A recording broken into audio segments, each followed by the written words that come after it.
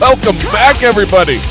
This is Owen Money, and that guy over there is Dirt McCoy. Yes. And this is Owen and Dirt's Pop Culture Radio, but also sitting in with us back again because he's so beautiful. It's Bushy, the non-bearded Bushy man.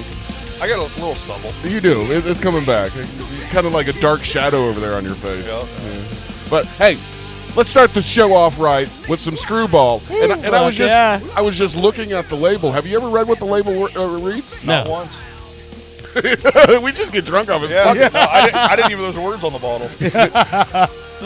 For first off, the logo, what is that? A lamb or a sheep? A sheep. I mean, with my eyes, it looks like like a sheep, but like in like a blood splatter or something. Yeah, like what does that have to do with peanut I butter? don't know. I don't know. I always thought that was the legs of the sheep. It is weird because you're right. A lot of the peanut butter stuff has like there's the sheep legs. The other one that I found before Screwball was like Ram's Point. Well, there's sheepdog peanut butter whiskey. Yeah, there's sheepdog, Ram's Point. So what's the deal with all these peanut butter whiskeys having a sheep in some way on them? I don't know. This is what it says underneath the sheep logo there. To the Misfits, Black Sheep, and Screwballs. So this fits in perfectly. This is kind of what the show's all about. Shit. Yeah, we're definitely Black Sheep. Here, well, I mean, Misfits and Black Sheep. I identify as a black sheep. I'm a redneck sheep. And I realized I already screwed up something I was going to do. I'll be right back. You promised me you wouldn't talk. I know. I told you guys I wasn't going to talk. We love that you talk, buddy. While he gets his little thing. Let me set up the show. Thank you all for listening and tuning in. We appreciate it. We're going to be talking to. We're going to have a special guest here next segment. Madd Illz, a accomplished rapper and artist. Yes. I think he came from the Orlando area, right? Yes. Yes. I don't know if he came originally from Orlando, but yeah, I think because his parents have owned a house in and he did a lot of stuff with Full Sail. Yeah. This guy, from what I've seen, I'm not a big, I mean, I like rap as much as the next guy, whatever's on the radio, the more popular rap. I guess it's not the real rap like that the Bushman over here does. And oh, Jesus Christ. How's that look on camera? Look at the camera. Oh, hold on. There you go. Yeah, it looks pretty creepy. It looks creepy, man. So, like I said, Madd Illz is coming in the second segment, but I'm so excited. Last weekend, Madd Illz had a birthday party, and yes. you guys got to go. Yes. And it wasn't just a party, but it was more of a kind of a concert kind of thing. It's right? It's the way he throws a party. Okay. Yeah, like I've told you guys before, and I think I've mentioned it on the air when he's been on the show with us when he called in. He's one of these guys that is all about community, and he keeps a really tight group of people around him that are just super positive, good fucking people. So when he throws a party, a lot of these guys are performers or entertainers in one way or another. So of course he's not going to have a party without having a DJ set up. Absolutely. And the DJ set up playing, and then what's going to happen is guys are going to go through, give me the mic, and then they're going to do their thing. And then next thing you know, it ends up to them passing the mic around, and they're all freestyling on each other and stuff. I mean, yesterday was Friday the 13th. That would have been great yesterday. Oh, shit, yeah. I wore it all day. You did wear it all day? I've been wearing it since I actually just took it off to take a shower finally. That's funny. So, Bushy, this mask, he bought this mask from a group of performers. They're a hip-hop trio called 357. 357. And 352. 352. No, 357. I'm an idiot. Oh, you are an idiot. Yeah, no, I'm an idiot. Okay. Or dyslexic. I can't. One or the other. No, you would have said 753, But yeah, this is no, I just make a number what it's not. I don't. No, I can see what you did. You saw the 3, the 5, and the 7 starts to look like a 2, and your brain just got tired. It's and so that's a 2. It's really big though. Like I tried to make an excuse as to why I fucked it up, but now looking at the poster again, I think I'm just dumb. Yeah. Okay. We still love you. Yeah. So the guys, first off, you don't really see a lot of hip hop trio. There's like even two people, you don't really see that much Right. anymore. You know, it's just one person, then you have features. Yeah. This is a true hip hop Group. squad, Yeah. you know, of three guys. They all rap together. They hype man each other. They know each other's lyrics. They and trade kinda- verses. Yeah. Maybe you could be the fourth one, and it could be a barbershop rap quartet. Once I learned Spanish, I should be. I Oh, that's the thing too. They were bilingual, so it's like the one guy who was the white dude. He raps exclusively in English, but then the other two guys, they will go back and forth. Like they'll rap in English and then go straight into Spanish, and they do it so seamlessly that I don't know what they're saying, but it's fucking hot as shit. Well, and it's great. And as I said that night, it's really funny. Even being as big of a fan of rap and hip hop as I am, I've always said that Spanish, the language, just lends itself better to rapping than English does.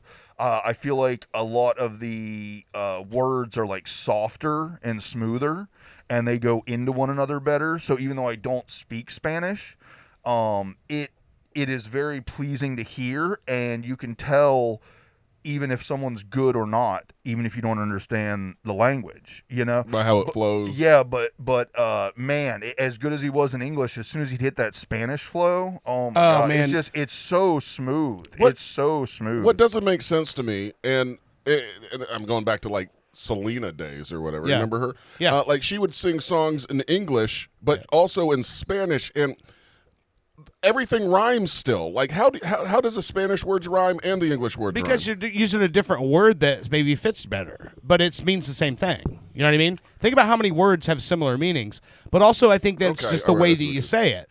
But the thing that I think is great about Spanish is that the way that the Spanish language is, where it's you listen to people talk in Spanish, and to me, anyone speaking in Spanish sounds like they're rapping to a really fucked up trap beat. It is Just really in fast. regular conversation. So when you take that with those trills and the rolling and all that stuff, and you rap in that language, it sounds so much better than English. For instance, you don't know German, Yeah. but that language does not lend itself to being smooth or flowing or not. No, it sounds angry. I have Yeah. heard, now I have heard German rappers, but the only German rappers I've heard are like on the extreme drill side of things, the super hard, Very aggressive. very industrial sounding type tracks. You know, it'd be like the Rammstein of rap, if that makes sense. Yeah. So yeah, no, Spanish rap has just always been fucking smoother, you know, even though I don't understand a lot of it. Well, So real quick, because I want to take this mask off, because I always forget when I put something that blocks my face, I can't drink. yeah. And there's screwball sitting right here that I haven't sipped yet. It's but fucking delicious, my So man. real quick, last thing about 357 is they had made merch, and some of the merch they made was these really cool one-off painted masks, Jason masks. Hockey mask. Yeah. Oh, did I not grab the other one? You had another one? Yeah, I actually bought two. I thought I brought both of them. I guess not. But yeah, maybe next segment I'll pull the other Pull the one other in one and in. show them. But yeah, super cool. They're trying to do some merch type stuff. So if you get a chance and you can see 357, go see them. Pick up some merch. It's all cool. Their Bandcamp, I believe, is on that flyer, but they have their new EP is exclusively on Bandcamp, so you can't get it on Spotify or iTunes. Go to Bandcamp and you can get it there. And I did hold up the flyer. Yeah. So if any, everybody can. It's big enough. They should be able to. It's called The Rebirth flyer. of Hip Hop. So shout out to 357. Really cool seeing them. Excellent job. Now I noticed on your mask it says 187.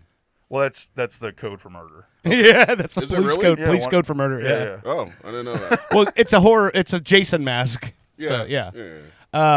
Here's what I'll tell you though is I was super excited to go to the party on Sunday because I knew I was going to see a whole lot of people I hadn't seen before. Like, dude, right when we walked in the door, fucking DJ J-Mob is sitting right by the door at the bar, and I haven't seen him in forever. He's like one of the old school, like, Miami-based hip-hop DJs, club DJs, like back in the day. This is the guy that when, like, Two Live Crew had a new song they were trying to test out in the clubs and see how it worked, he's one of the guys that would bring a record to with just a white fucking label, nothing written on it. Hey, Jay, play this in the club this weekend. Tell us how it goes. That kind of shit, you know. Super And OG. He was there. Yeah.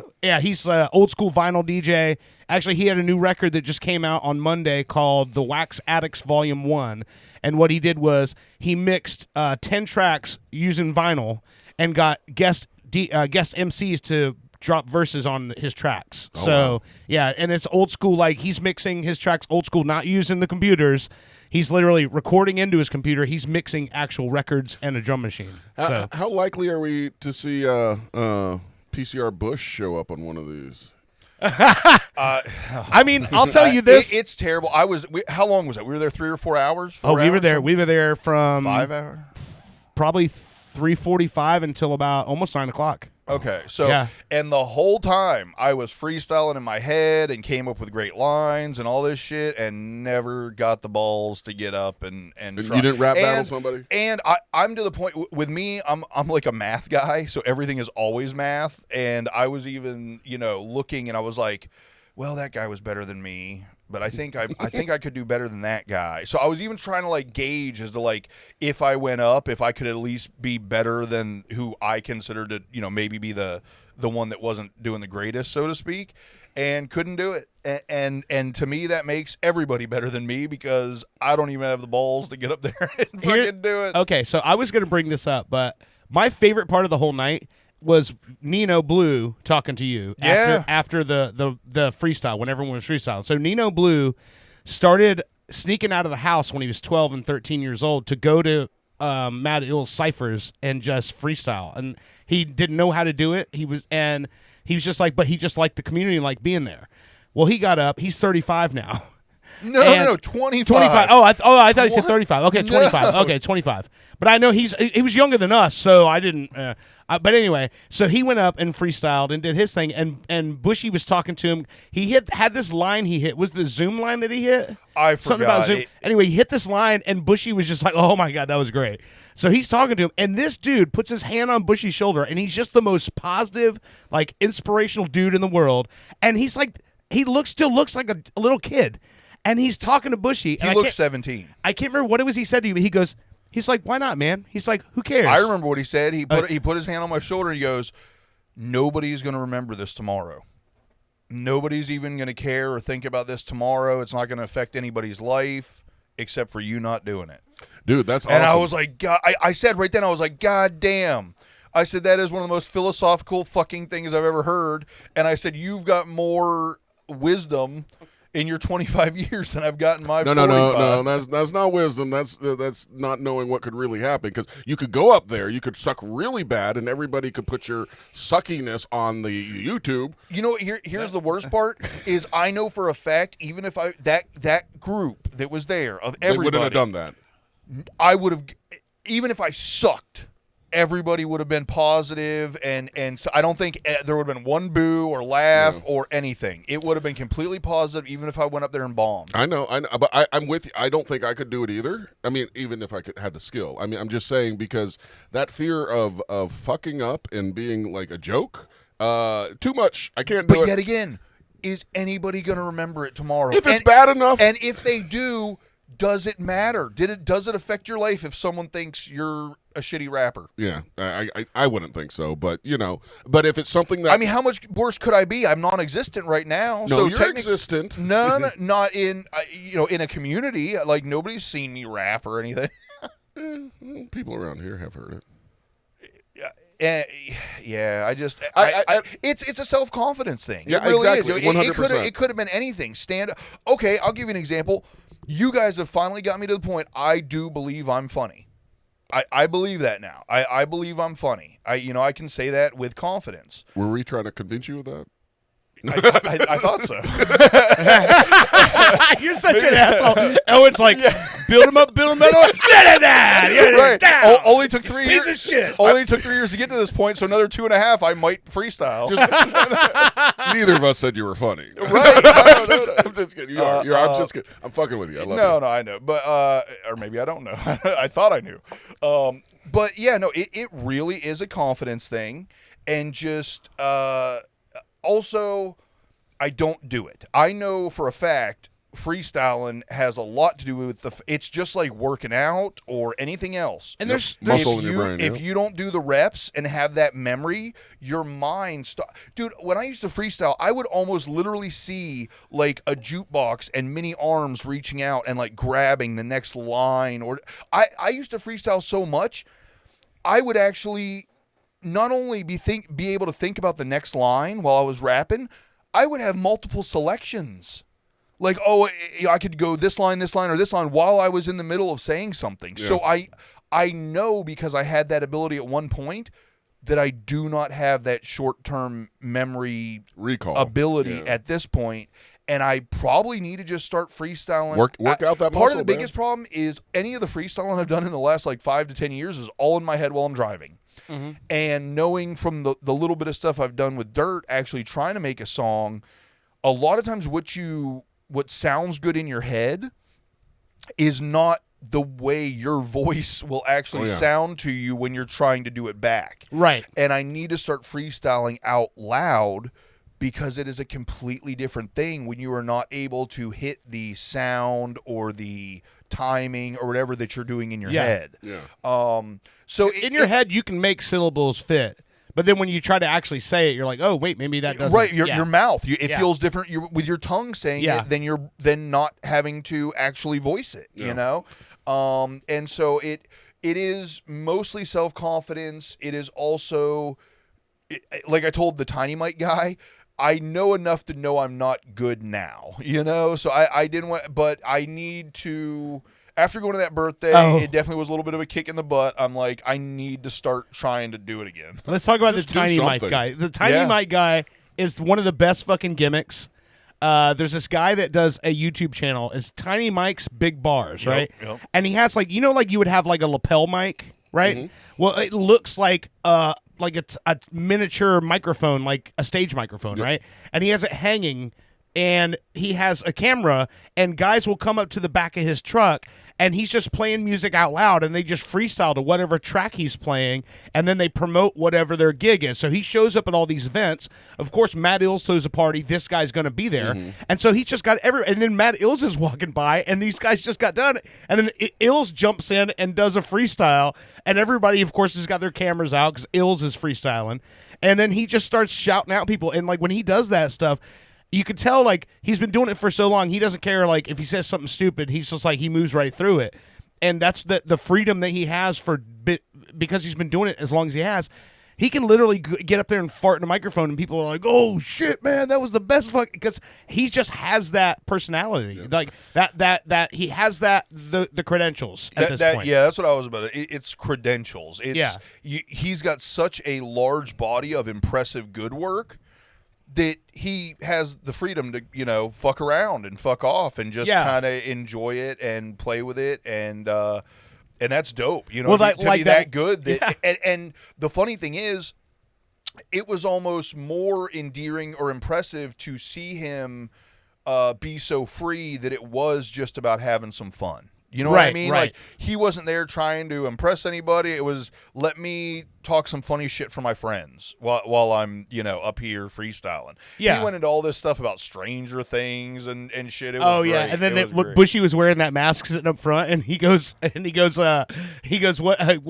what's going on? Why is Bushy dressed like Kane? Yeah. And then at some point he turns and points to me, and he goes, oh shit, is that Stone Cold Steve Austin? He's like, nah, that's Stone Cold Eats Often. That's one thing I noticed in those rap battles is there's a lot of insulting going on. Oh yeah, well, that's where it started from, pretty much. But you ever seen 8 Mile? Yeah. One of the videos I was watching, Madd Illz was rapping against some guy he had large eyebrows, and he mentioned his caterpillars on his face and stuff like that. And then as soon as the battle's over, they're hugging each other. It's like, you just insulted me. It's like professional fighting. Yeah. That part, I just don't. I can't insult you. I can't I hit would you. assume, I will say this, I would assume that the caterpillar eyes guy actually came back with some good lines too. And that would be why he got the respect, was you can lose and still do good. Well, the caterpillar guy started, and even me, who not a rap like aficionado like you, like I could tell that Not great. Madd Illz was so much better. So, Yeah. I mean, Well, Madd Illz is undefeated for almost 2 decades. until tonight. over 2 decades, I think. Until tonight in the third segment, Bushy rap battles Madd Illz and takes him down. You know what? I may get drunk enough where I'll let that happen. Just to make Ills laugh at how bad it is. You know what? Nobody will remember this tomorrow, buddy.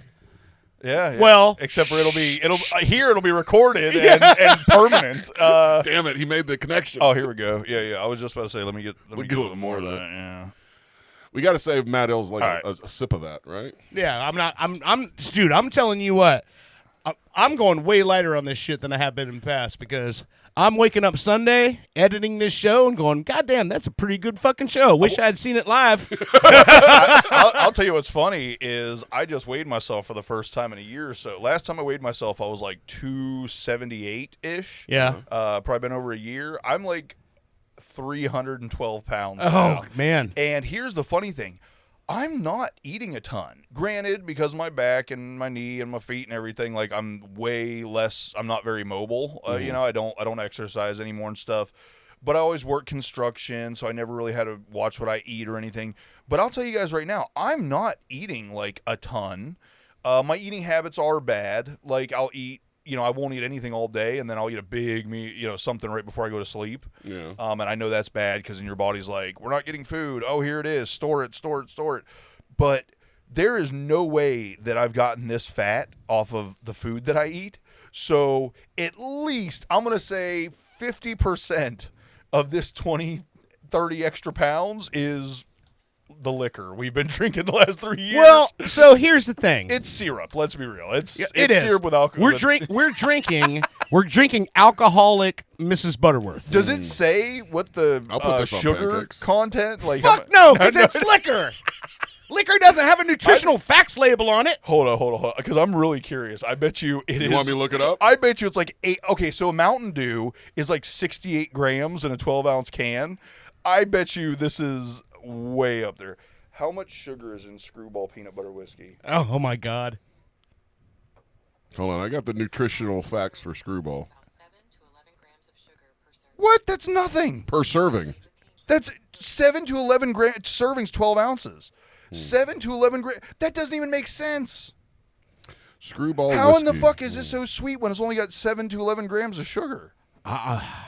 I don't know what. It depends on what they're distilling it with. Fucking ginger ale is like 34 grams of sugar. or Well, something. I mean, here's the thing. So I've been back on my boxing diet again. And that's one of the things why I go, all right, I am losing weight, but I probably would be losing more weight if I wasn't drinking as hard as I do. Because here's the thing. I know you don't drink every day. No. I do. Yeah. And I don't drink hard every day, but I come home and I have at least one drink. Semi. Yeah. I have at least one drink every day. And so I know, but here's the thing. On a Saturday night when we do this show together, this is my Christmas every week when I get to hang out with you guys and we just shoot the shit and we say dumb stuff, we make each other laugh, and I drink way more doing the show with you guys than I ever do any time else in my life. Yep. So I know that when it comes to all of this stuff, yeah, we definitely go hard. But the problem with it is, okay, so this is whiskey. This is also whiskey. Mm-hmm. I'm double fisting this shit all goddamn night long. We get to the last segment, I'm on the fucking phone with my dad because he called the fucking show. I'm slurring the words about and then I go watch the show back and I go, well, can't delete that Yep. because I'd be a hypocrite. Because how many other times have people done something stupid on the show and I go, no, it's great, it's funny, leave it in. So now when I do something stupid, I have no choice but to fucking leave it in because otherwise I'm a fucking hypocrite. It's so great being the guy that does the Opus clips because when I see me look ridiculous, I go, oh, we'll pass that one. Delete. It's funny because it used to actually, like, I felt embarrassed some of the times when I'd watch the shows back and we get really shit-faced. Yeah. I will tell you this. Every single person that I know that I've talked to that listens in the show, literally, this is verbatim from every single person I've talked to. The drunker you guys get, the better it gets. That's what everyone. Okay, listen, Right? Yes. We'll be doing heroin next Yes, I'm doing it now. I We have, won't. your No, we needles. I have We're that close. I have literally had people. I have literally had people tell me, "Man, I swear your show is great. You can actually watch you guys get drunker as the show goes on."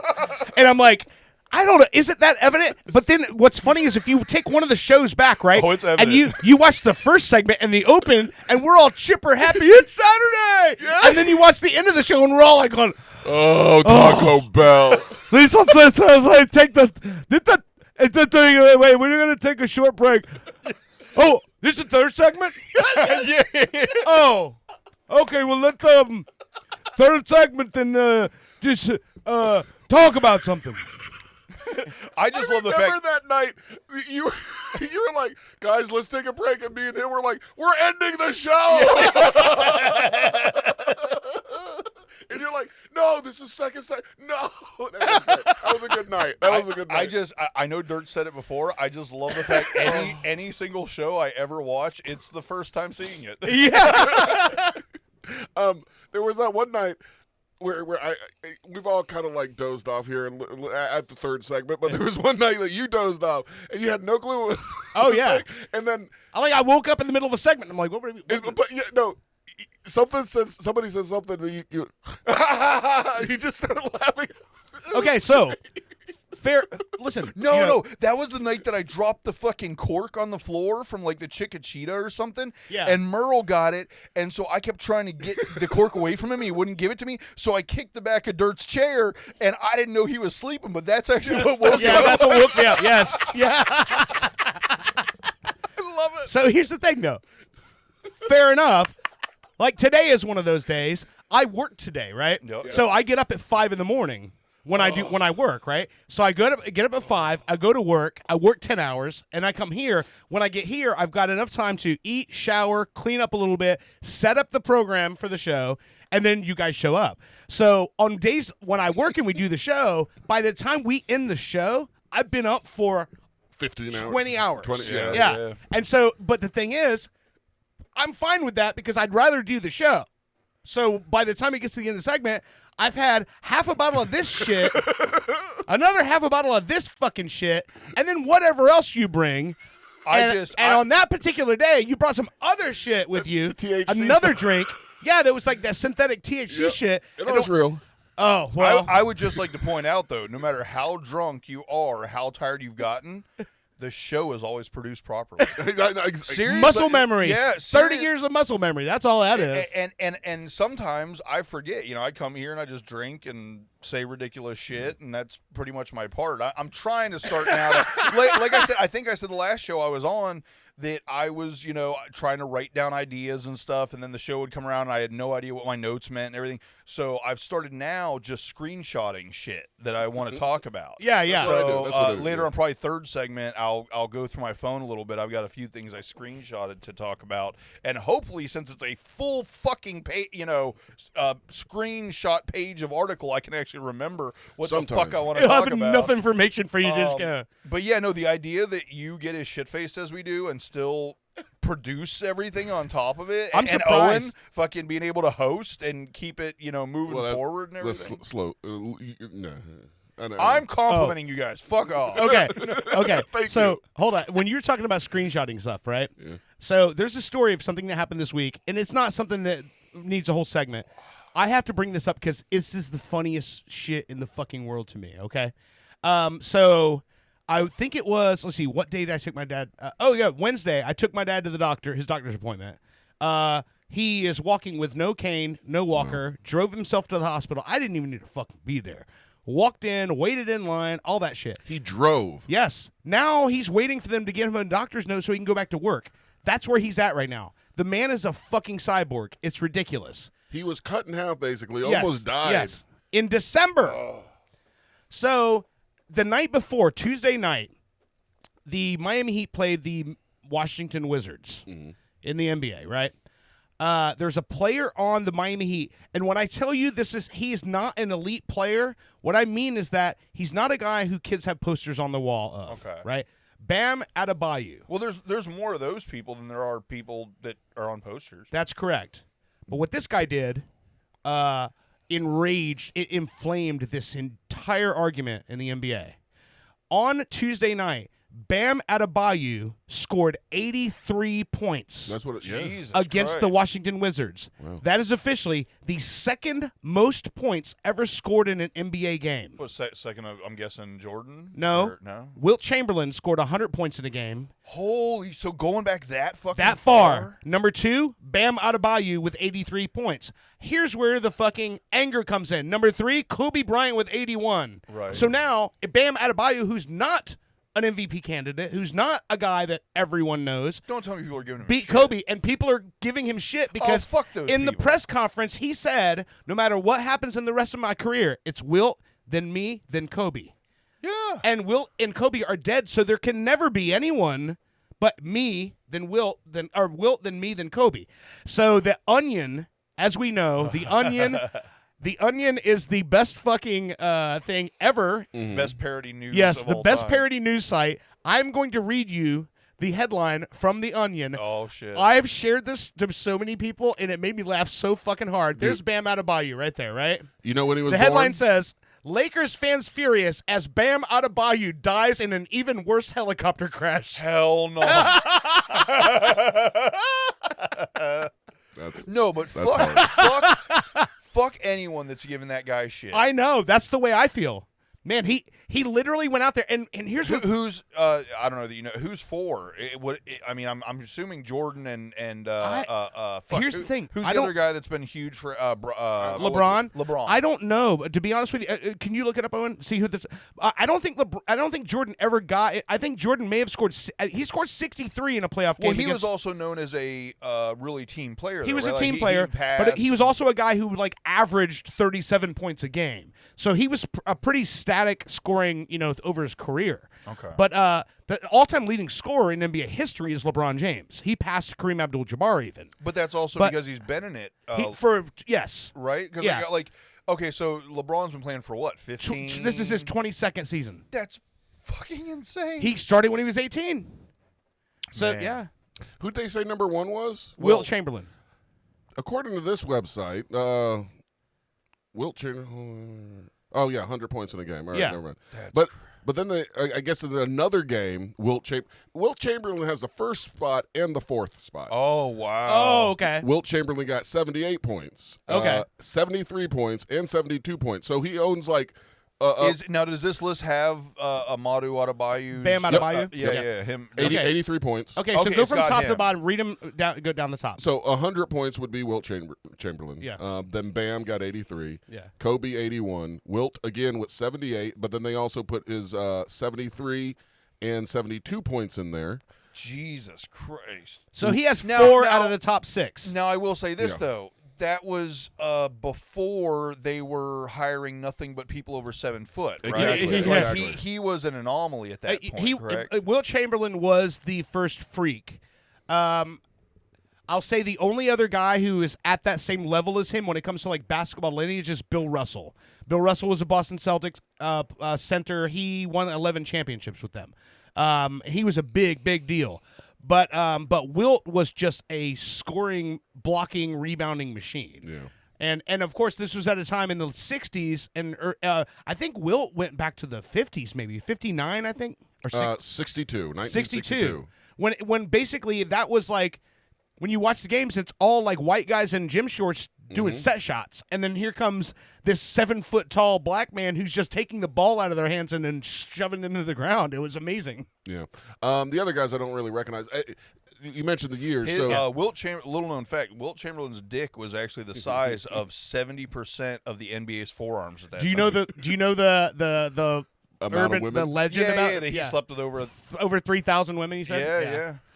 I mean, when I believe played it. high school football, when we were all changing, there was one guy who was about 6'4", and his junk hung down to his knee, and that ruined me for my entire life. I was like, so I can only imagine what Wilt Chamberlain. I mean, if you're 7 foot something, that means you got like 6 foot long legs. no, 3,000 was low. What was it? Wilt Chamberlain 10,000? famously claimed to have slept with 20,000 women during his 20,000. Oh, lifetime. okay. Yeah. So You know what, man? He was probably one of the first, and I say one of because obviously Jackie Robinson was the first black man to break the color barrier in professional sports. But when it happened, it started to happen way more frequently. But Wilt Chamberlain was probably one of the first black men to come in and with basketball, and he was playing. I believe it was in Philadelphia. When you talk about a city like Philadelphia, which Philadelphia has such a wide demographic of A lot of white girls. right. But think about it. Also, lots of black neighborhoods, lots of Italian neighborhoods.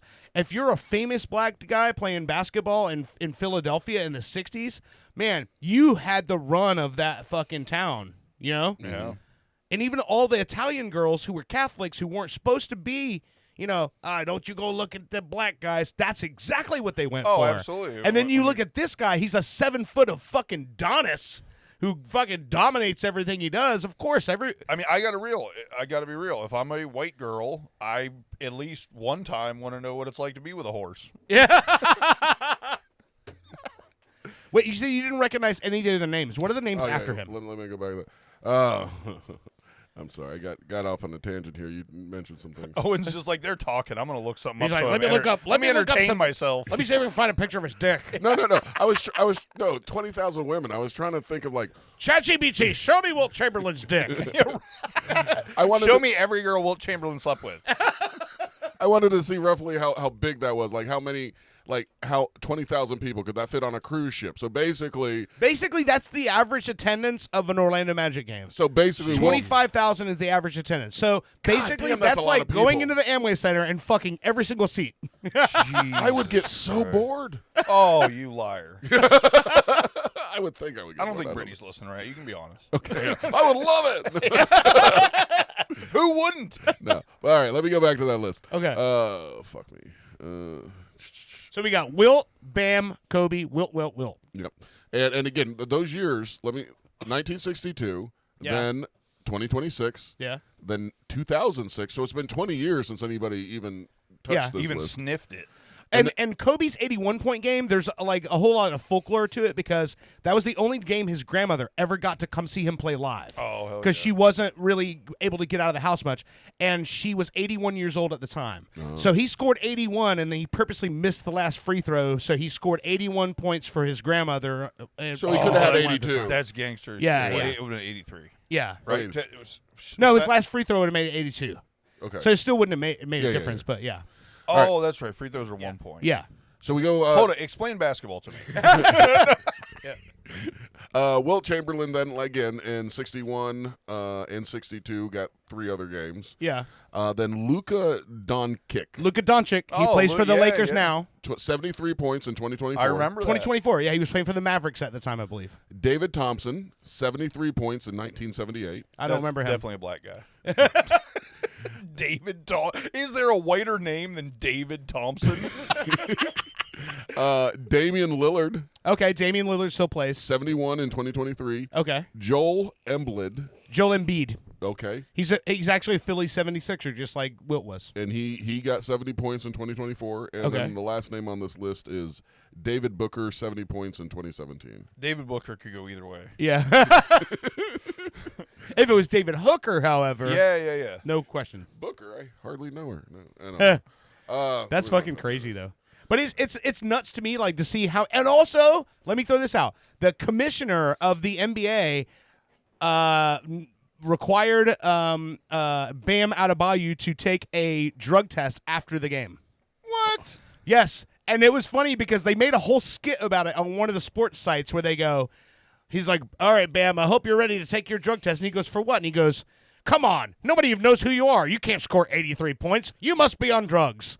And it's exactly the thought of every other commentator was like, why would you do that? You wouldn't have done that if LeBron did it. You would go, of course, he's LeBron. But because a guy who's not one of the people that you make a fuck ton of money off of does something amazing, you go, there has to be tomfoolery here. He's 28 years old. That's almost like starting a war and being like, some of you may die, but I'm okay with that. Yeah.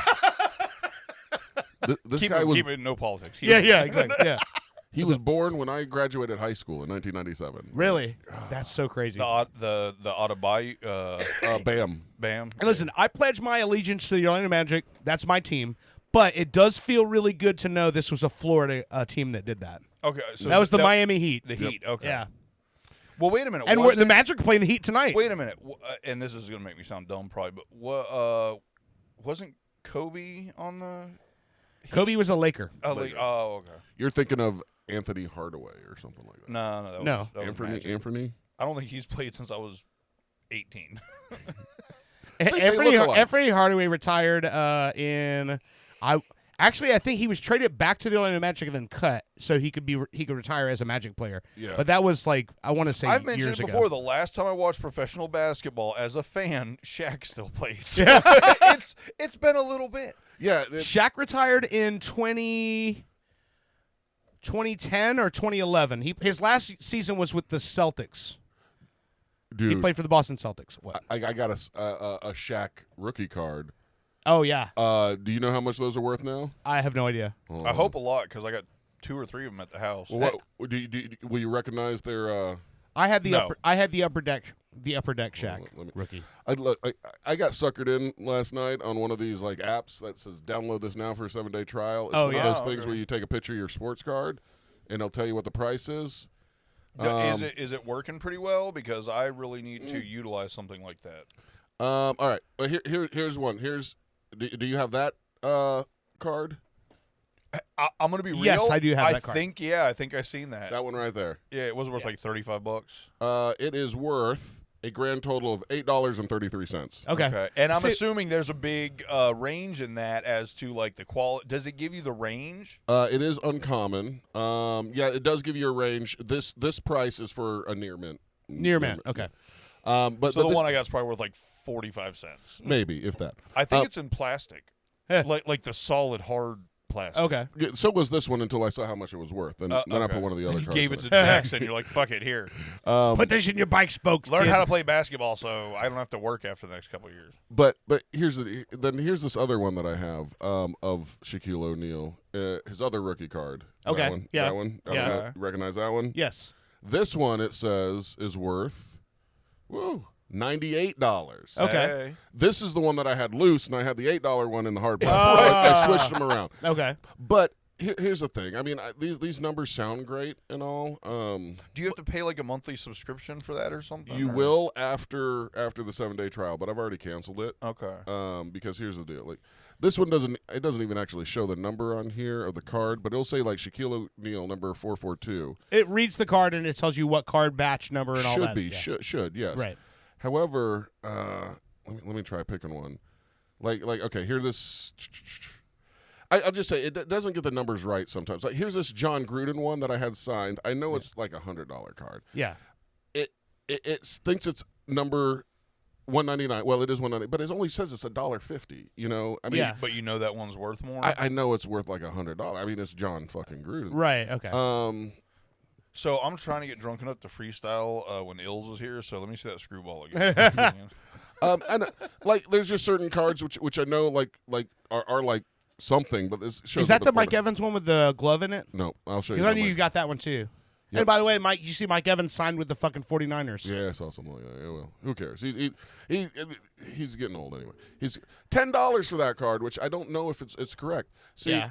but then I scan like let me see, like Derek Brooks autograph card. I think I told you guys. $175. I had a Yeah. buddy that was given his like his wife's grandfather's collection or something like that, and then he's had it for a long time. I think he said there's like 15,000 cards, so he brought me like 5,000. Wow. And I need to get an app like this, Well- and actually, because here's the thing, even if it's an average of $5 a card, Right. Yeah. that's $2,500. You know Right. what I mean? They're just by sheer volume. And I just from when I know about sports cards, because what I have in this house right now is just stuff that I've brought over at my parents' house, and some of the stuff I can't even get to because the way my mom has rearranged and packed shit away. I've got crates of like cards over there, and you're gonna go through 100 cards. 98 of them are, or I'd say 85 of them are going to be common cards that are worth a couple pennies. Yeah. But those 15 are going to be the ones that are worth a couple dollars or more. So you're going to go through a lot of garbage to get to the ones that are worth like $10, $15, $20. So it's adding up pennies to get to that number. But yeah, I mean, if you got 5,000 cards, you've got a pretty decent. You're going to have some There's money. going to there. be money. There's there. going to be some money. I there. will say this: if anybody wants to buy 5,000 cards, I will sell it for $5,000. Good luck. No, like here's the one. Here's one I found with the issue. Like this one says Mike Allstott, number 3, fullback. It is that card, but it is not the number 3 card. It is 40-RB is the number of the card. And this is like a relic card with a piece of a jersey in it, but it comes up as a reference price of $350, like it's the common card. It's not the Yeah. common. So Okay. it doesn't know everything all the time. Sure. But there's this one card right here I wanted to bring up, and it's kind of cool. It does give you these little symbols like autograph and like numbered and memorial. But this one, I scanned it and it shows up rare, but it doesn't give me a market price. And I was like, oh, what is this? This is card right here, Doug Martin. Yeah. Signed with a piece of a jersey. Yeah. I'm like, what the fuck isn't this coming up? And the only thing I can think of is I didn't realize, but the poor man died back in October. Oh. And he was Is he the one they found dead in his house or something like that? kind of. This poor guy apparently he's had a lot of mental issues. Right. And you I think do remember this story now that you say that. What do you play? What position? fullback. He was a Yeah, fullback. yeah. Running back or what? He's that battering ram that Yep. goes right through everything. Yeah. And I have his McFarlane figure and Yeah. stuff like that, and I have his cards and stuff. You think that somebody that has a goddamn McFarlane figure and that was played like 6 years in the NFL and did great things would kind of have it all fucking together, but apparently he struggled with mental illness, and in October a bunch of stress was piling in on him, and in the middle of the night he left his house because I guess his family was calling people to come get him to help him. Baker Actum. Yeah, and he went a couple doors down, broke into somebody's house. The police, entered the place, took him into custody, and something happened. He died in police custody. Whether That's the one Well, where there's a 90% chance if you get taken into police custody, you're gonna kill die. you. Yeah. Well, I think the question that in that story was, and I never heard an answer of what they found.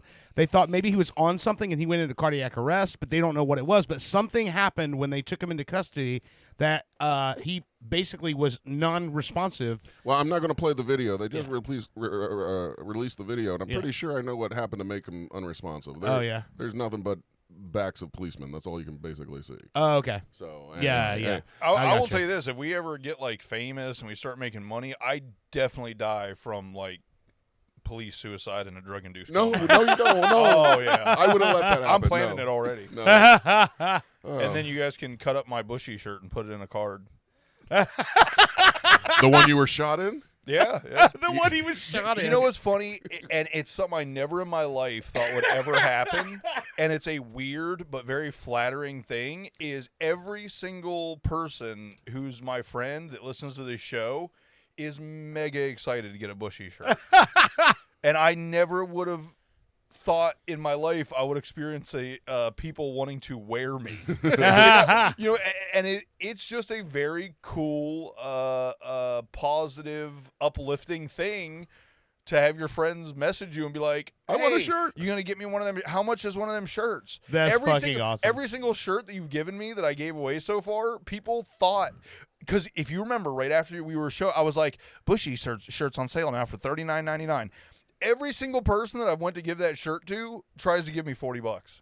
Do they really? Yes. Well, fuck. I was about to say I ain't ordering any more, but maybe I will. Well, the problem is it's all people that know me, so I know. I think the market has been tapped. But no, that was super, and I just once again want to thank you for the Bushy shirt. You're wearing your Bushy shirt, Yeah. and the whole thing you photoshopped off the beard. That's the other thing. Every single person's like, I just wish it still had a beard. I can make that happen too. But That'd be anyway. so funny. Oh man. All right, so listen, let's take a quick break. We're running on up on 8:30 here, and we got to meet our We guest got at the a door. guest. Yeah. So this is. Are we blindfolding him or bag over the head? Once again, he is a Marine. He can do whatever the fuck he wants to do. Never mind. This is Walk the Dead by Derek Lynn Plastic. You're listening to Pop Culture Radio. We will be right back. The bodies in the grave of the rolling in the street. What we got inside the bomb was a radiation leak. We got up through the motor and put up on the train. When we left a weather message with a gun of spray. They walk the dead, walk the dead, walk the dead. Walk the dead, walk the dead.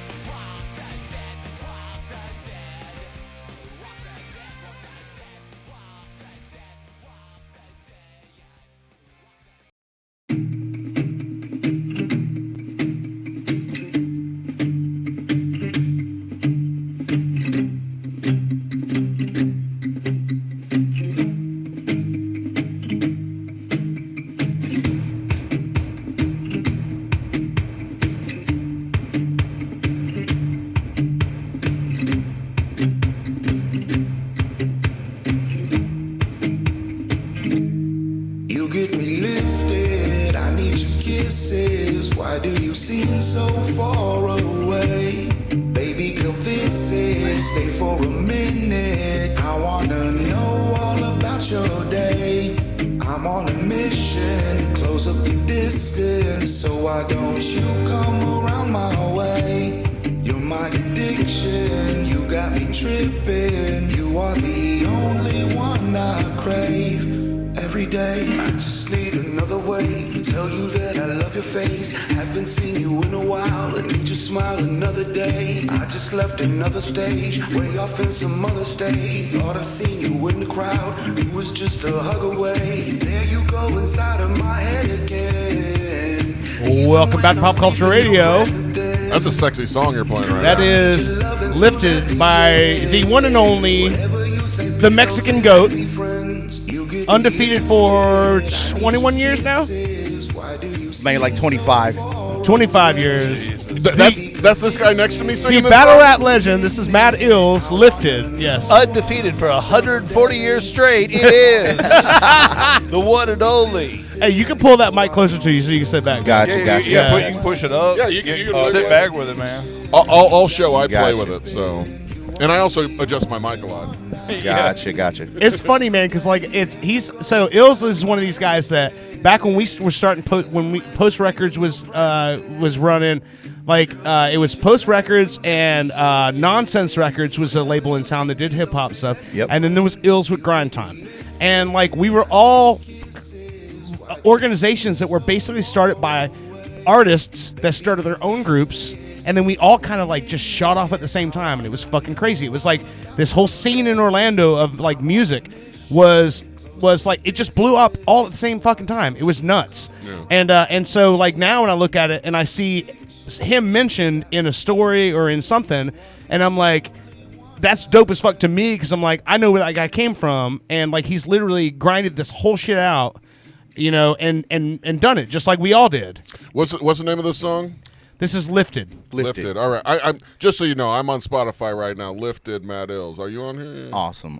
Yeah. Yeah. There we go. Fuck yeah. I didn't realize he was actually playing you right away, and I was like, this is a goddamn good song. Well, I played his Halloween EP. Remember when you did the Yeah, Halloween that was stuff? great. Thank you so much for doing that. And because the thing is, like, when you hear this guy rap, you don't know he can sing as well. So that song is him, but he also, when you hear him rap, you're like, there's no way that that's the same guy. But that's what I love about it, is that he comes in and sings a song where it sounds like that's the skeleton from Nightmare Before Christmas. But no, it's the same guy that just fucking slaughtered your whole family in a rap battle. I'm gonna need you to tone back the talent, sir. Like, there's some of us are trying to move up as well. You can't have all of it. I like the name of that song too, Lifted. I mean, there's it could be like lifted like your vehicle, because Mexican goat. Or double entendre. You're No, really fucking if it was high. Mexican, the song would be called Lowered. Right. Okay, all right, You well, get me lowered. dropped. Yeah. But I noticed when I was going through your YouTube and looking at a few things, you do have more of a positive spin on things, and I love that. Too much nowadays, and I find myself doing this. We get bogged down in complaining and all the negative stuff, because it's so fun to talk about all the negative stuff, complain and get it off your chest. Owen made me stop listening to drill rap. Well, I mean, when you start realizing that your social media is not social media anymore, and it's actually programmed and planned for you Marketing. to do this and be this way, I start getting disgusted at even open conversations about conflict on social media, because it's not a open dialogue between two individuals or a community. It's open dialogue between individuals in a community controlled by a system that it's just not fair. So with that being said, I started focusing my music, my posting, all of my stuff on the positive things and the dope people that were surrounding me. And I found myself getting booked more, getting busier than I mean, I've been rapping some pretty radical anti-government ideas for the past 30 years. And it got me as far as wherever it got me. But like, as a songwriter and maturing as a man, I want to explore different areas, and this is helping me do that. And just taking a whole positive approach on it and surrounding myself with those people is just getting me a lot further quicker. Yeah, that's Before awesome. you, so Mr. Illz, I'll say this is Screwball Peanut Butter Whiskey, One our of favorite us, drink one on of the show us, here. one of All us. right. So take a sip and tell me what you think of this. Cheers, Okay. my friend. Oh, and I'm gonna go ahead and guzzle mine because I need to make room for our. This next is drink. already last 3 for me. Oh so. wow! Yeah, Yeah. we polish off a bottle of this every show between the 3 of us. that's fucking great, right? Last week, That's dangerous, bro. Yeah, yeah. You know what's even more Because dangerous? I have a sweet tooth. You know what's even more dangerous? Chiquita peanut butter tequila. I It's almost this, got that. It's this, but a little smoother. And I've it had actually the comes from. bacon tequila. Oh, yeah. Oh, That's yeah. also pretty. Well, we had a I'm a whiskey guy, so a lot of times we bring we do whiskey, right? So he accidentally bought he brought a bottle in where he goes, I fucked up, guys. This isn't whiskey, it's tequila. And I'm like, okay, well, fuck it. We're gonna drink whatever it is anyway. It's from a distillery in Jalisco, Mexico, that's been in business since 1637. That's a long time. So you're talking about old business. It's Chiquita peanut butter tequila. The thing about it is there's no agave musk. It smells like movie theater popcorn, and that shit is amazing. And I'm like, this is dangerous because I know tons of white people that will commit heinous crimes on tequila. And when they can't smell it and tell, oh, that's tequila, I don't fuck with that. They smell that and go, oh, popcorn. And then crimes happen. bro, this is amazing. It's good shit, though, right? This was the first one that we tasted, and it's still our go-to whenever we don't feel like digging into something different. We go with this, and this is a old standard. There's so many people I've given this to for the first time; they've never had it, and they go, "I didn't know that anything like this existed." It's just that. Yeah, good. I was like, I haven't been drinking in a while. Thank you for bringing me back. Yeah, You're welcome. Any other bad sure, habits? I'm sure you Sheesh. needed that in your life. Yeah, I'm so positive. Now I'm an alcoholic. Next song's going to be called I'm Sunken. You're with 3 other weekend alcoholics. You get me twisted. yeah. You get me twisted. Let me write some of this shit down. We'll have an AI song before the end of the show. Owen is about a damn master of AI songwriting, let me tell you. You know what? I was looking at your videos on YouTube, Madd. What did I call you? Should I call you Madd? Or should I call you Illz? Whatever you want. I like Madd. I like the Mexican goat. That works as well. I got many names. Many names. You are the Mexican goat. That's what I saw on the YouTube too. It's funny because I got into an argument with somebody online one time, and I remember texting him going, "Hey man, why you got to be the Mexican goat? You're the goat when it comes to battle rap." And he goes, "No, listen, it's about my heritage." And I'm like, oh, "Okay, you know that." I thought they was fucking with you. It's No, heritage, yeah. not hey. No, but it is. Think about it. When you think about battle rap, you think about rap and hip hop in general. You don't immediately think Mexican. Now, I love one of my favorite, and a lot of people in hip hop go, I love Cypress Hill. That's one of my favorite bands of all time. Be Real, to me, I fucking love, and that guy is a Latino representation of hip hop from the 90s that I grew up with. But you don't see a whole lot of Latino representation in the lists when people are talking about greatest MCs of all time. But then when it talks about when you go to battle rap, like it's you. Mm-hmm. So that's what you know. I think that's great that you. All right, thanks for coming on the show. No, I'm done. No, I think it's great that you're the guy. Yeah, it That's is it. because these guys were telling me about Madd Illz, and I think we talked to you on the phone before. Yeah. And all this stuff, and you know, I had a picture in my mind, I guess, of who I was going to meet, and then I went on your YouTube, and I see this picture, you in a sombrero, and I go, "This is a rapper." And then I start, "Oh my God, you are a fucking amazing rapper." What's funny is he sent that picture, and he's like, "Is this Madd Illz?" And if I hadn't seen you do all your freestyles the other day at your birthday, and you referenced being Mexican several times, and Yeah. you're up and being Mexican, I would have thought that I would have thought that was racist. That he was, is this Madd Illz? He's got a sombrero. That's hilarious. No, you know, as far as the whole Mexican goat thing is concerned, and being a rapper or a battle rapper, like there aren't there isn't anybody else who started a battle league or a global movement. There are people who started right after, we came out, and kudos to them, but there aren't any other artists out there that started that and maintained the music career that I did and maintain, the performance schedule that I have. So for that's why I call myself the Mexican GOAT, because there are Mexican MCs who are more developed or well off in certain areas, but they don't check all the boxes. Right. They're just a rapper. They're just an artist. They didn't also spend their career creating a global movement and spending, like, you have to cultivating spend, an entire community. Yeah, like, in order to get to that level, they had to spend all of their hours just on that one thing, where I was touching all of the creative markets and doing well in all of them, collectively. Yeah. So that's why I put myself on the Mexican GOAT, because it was just, you could always say that you're the GOAT of this or that, and there's plenty of guys that mark off those boxes, but I'm the Mexican GOAT. You haven't seen any other Mexican do exactly what it is that I do. I am very well, I mean, unique you and are the understand it. hardest working people on the planet, so that kind of fits, right? That you would just work way harder than everybody else. Bushy and I have this ongoing feud of which one is the depressed goat, Whose life is worse? Go.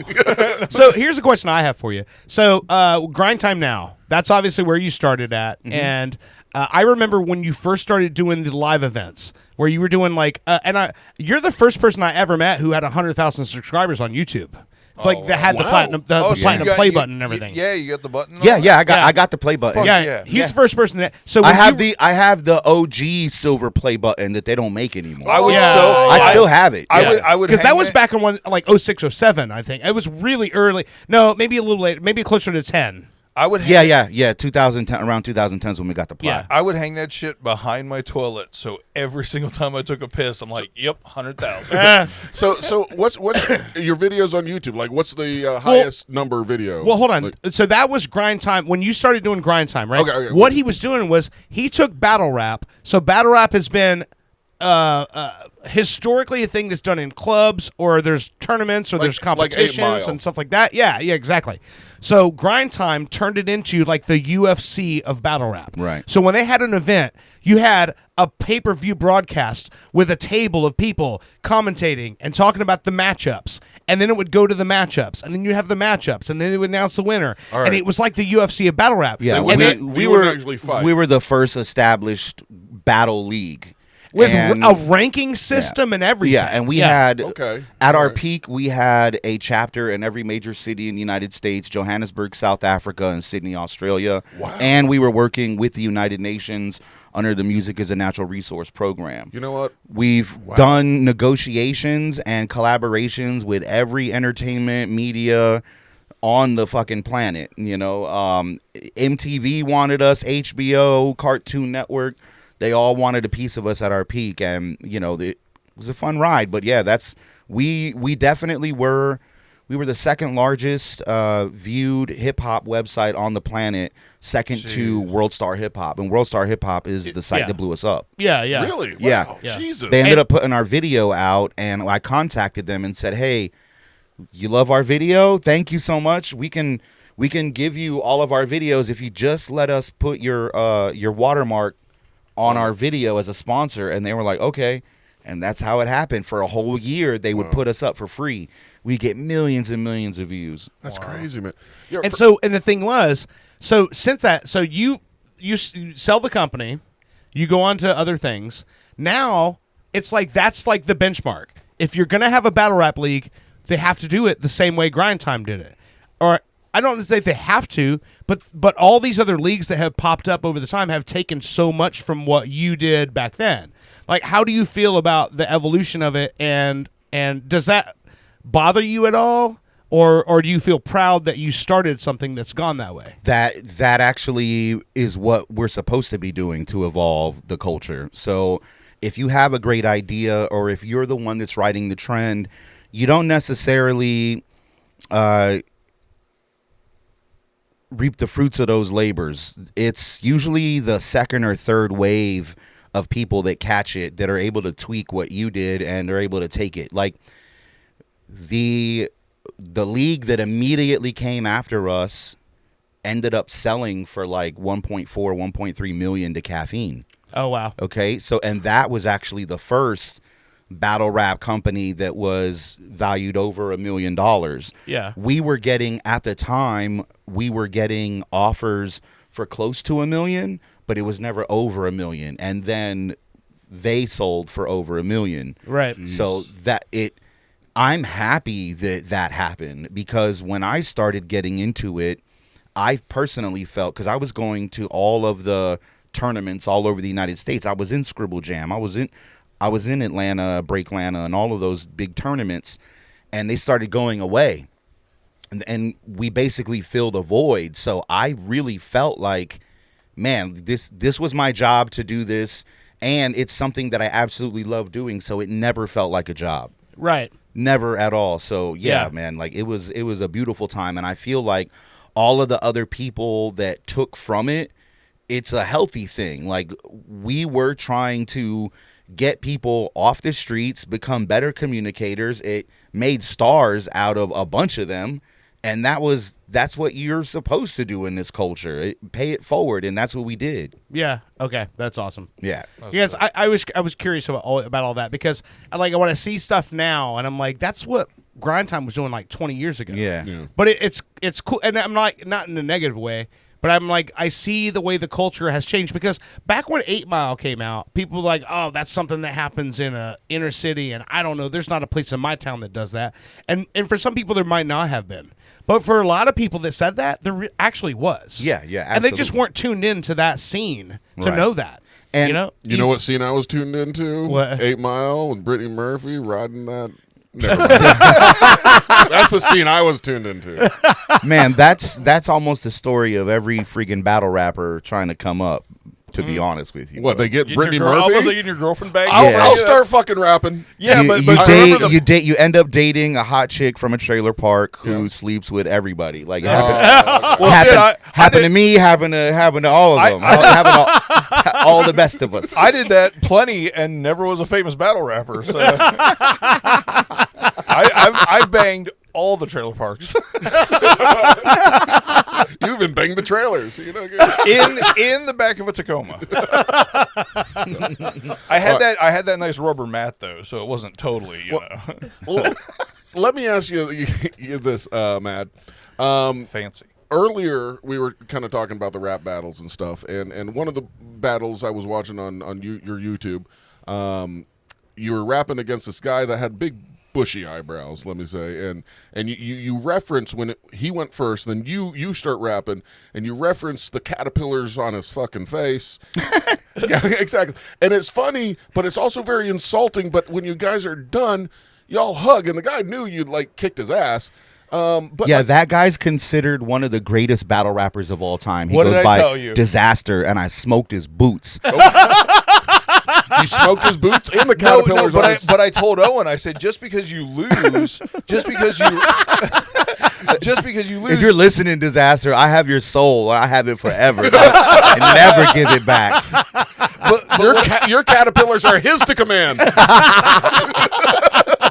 what I was telling Owen though was, just because you lose, just like professional fighting and stuff, doesn't mean you aren't good. Right. It just means you weren't the best right then, and so you guys probably hugged it out because Disaster he was good. Disaster worked with us during that time. So that was at a tournament in California. It was the Paid Dues Festival that we were doing, and it was a tournament that Disaster was in. We ended up taking a break, and the local radio station was out there doing a cipher. So we all jumped in the cipher, and then Disaster jumped in, and we ended up battling. And we hugged afterwards because that's my guy. That was my boy. That he was Grind Time. That was us. I see. It wasn't about battling Disaster at all, and this is what Disaster never even knew. He jumped in, and then I started going after him, pretending that he was attacking us. Okay. It was very strategic. It's not like I had something written. Like, All right. I poked it. I'm the one that brought it out because Grind Time was there to make a statement. We had our own stage at the Paid Dues Festival. There were 3,000 people just in front of our stage, and they stayed there all day long with all the other headliners that were out there. I wanted to make sure they knew that Grind Time was here. We're here to make a statement. Even when you see us off of this stage, we're larger than life. Even when you see us in the ciphers, we're larger than life. And that made a real big statement at that point in that festival, which brought a lot more people to our stage. So Yeah. that's the real reason why I did that. I saw it as an opportunity to, really push on our branding, and it. That's nice and all. But my question was, Shut up. We're Yeah. But question. Tell me more about his eyebrows. how do you not get like? How do you real- hug a man? No, how do you not really get offended? Like when this other guy has to come back at you and might try to insult you. Well, he like- won, so. Well, I know. Okay, but I mean, like, okay, so if because I know you can't beat me up. well, no, You want more? no, if Sure.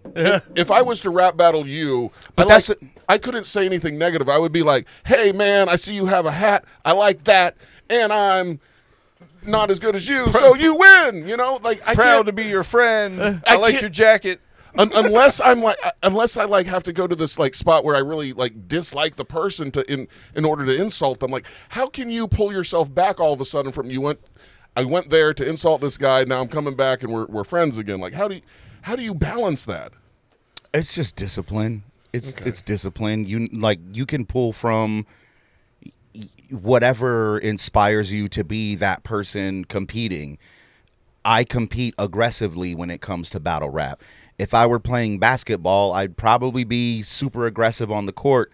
I'm just an aggressive person. I'm a former United States Marine, so that bark is in me, and that attributes to my style. But it's just with martial arts, it's about how much discipline and control you actually have, shows how much mastery you have That's of awesome. this craft. So So if being a Marine that knows martial arts, even if he loses, he can still kick your ass. yeah, and I'm not afraid. Like even when I would go places and battle, I wasn't ever afraid of anybody. Like Retaliate. or get like I would try to say the meanest, nastiest things I could because I also knew that like, come on, man, you ain't gonna beat me up. Do you whisper to him before you rap battle? You say, former Marine. Nah. No, okay.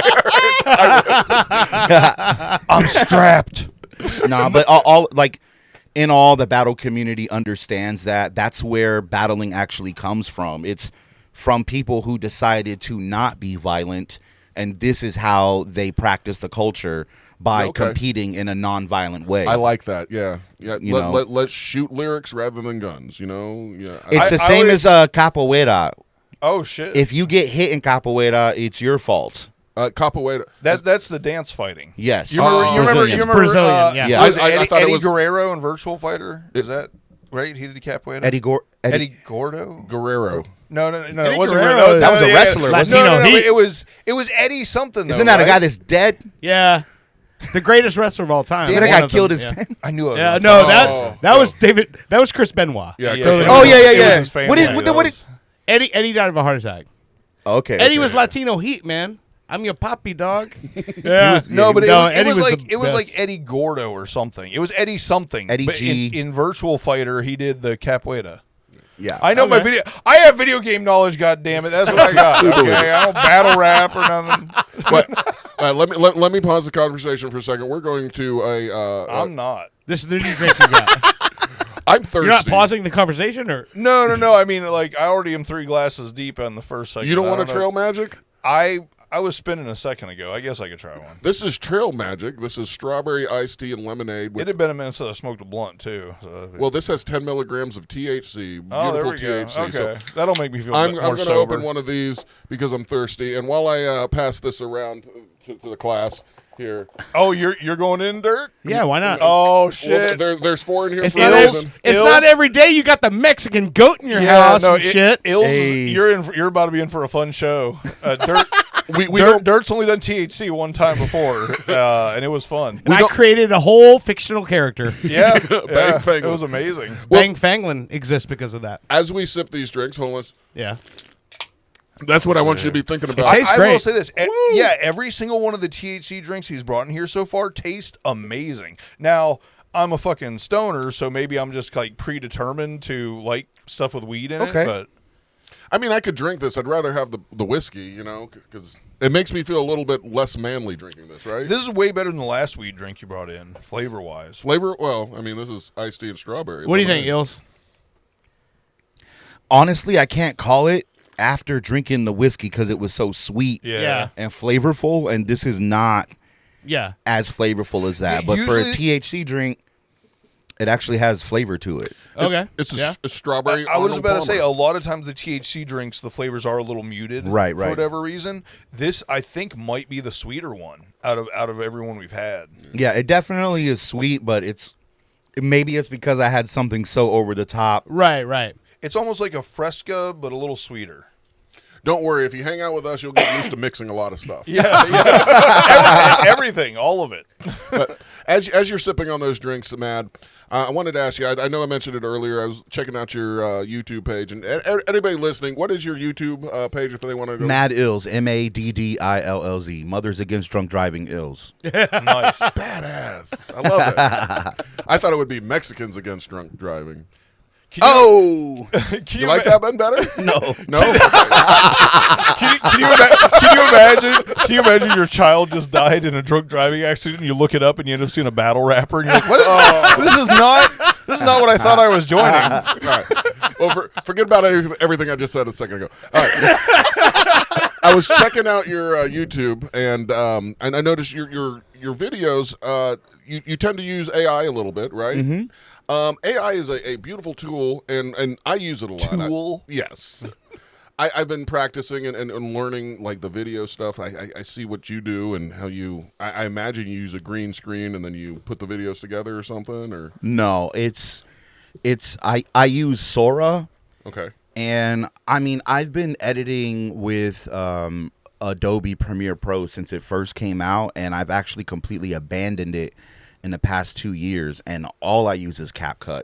okay. That is all. CapCut and Sora. Sora, if you prompt it right, you can get the right stuff out of it. You can do a whole music video. I prompt out 9 seconds at a time so I can control, all of the frames, and then I throw it all into CapCut. Okay. No, I learned on Final Cut back in the day. You know, the on Windows or not Windows on my Macintosh and stuff. But then that with all the programs that come on your computer normally, like with the basic programs are fucking awesome nowadays. Yeah, absolutely. But I've been working on it a little bit. I use Adobe stuff, and Adobe has this great AI version, and we've been doing some AI stuff. But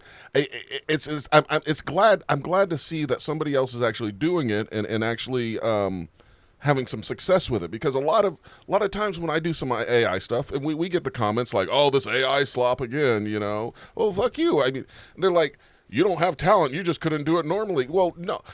I could do it normally, but it would take me weeks and weeks and weeks, and I could just do it here in like 8 hours here sitting here. Yeah, doing one with thing, so. with the way that technology is advancing, there absolutely is no time to address anybody that does not like what you're doing. Right. Okay. Yeah. Okay, so we know that AI is here, and you're gonna either use it or you're not gonna use it. You can be online, trashing it and doing that all day. I don't have time for that. Like, I don't make enough money to pay attention to anybody who doesn't like what I do. I did have a fan come to me and say, "Hey, I do like when you do the original stuff. I wish you wouldn't do as much AI as you're doing. In the same hand, I wish you guys would buy a little bit more of my shit so I could afford the cameraman and the wardrobe changes." Like, the music videos that I put out, if you racked up the costs in doing that in real life, it'd be over $250,000 easy. Wow. Yeah. Yeah. Because I'm changing all of the scenery, and it's epic and it's big, and like there.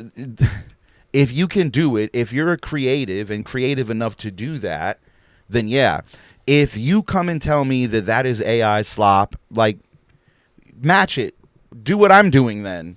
I like that. Like, I'm having success with it. You're complaining because you're not having success. Guess what? You really don't know how to do this.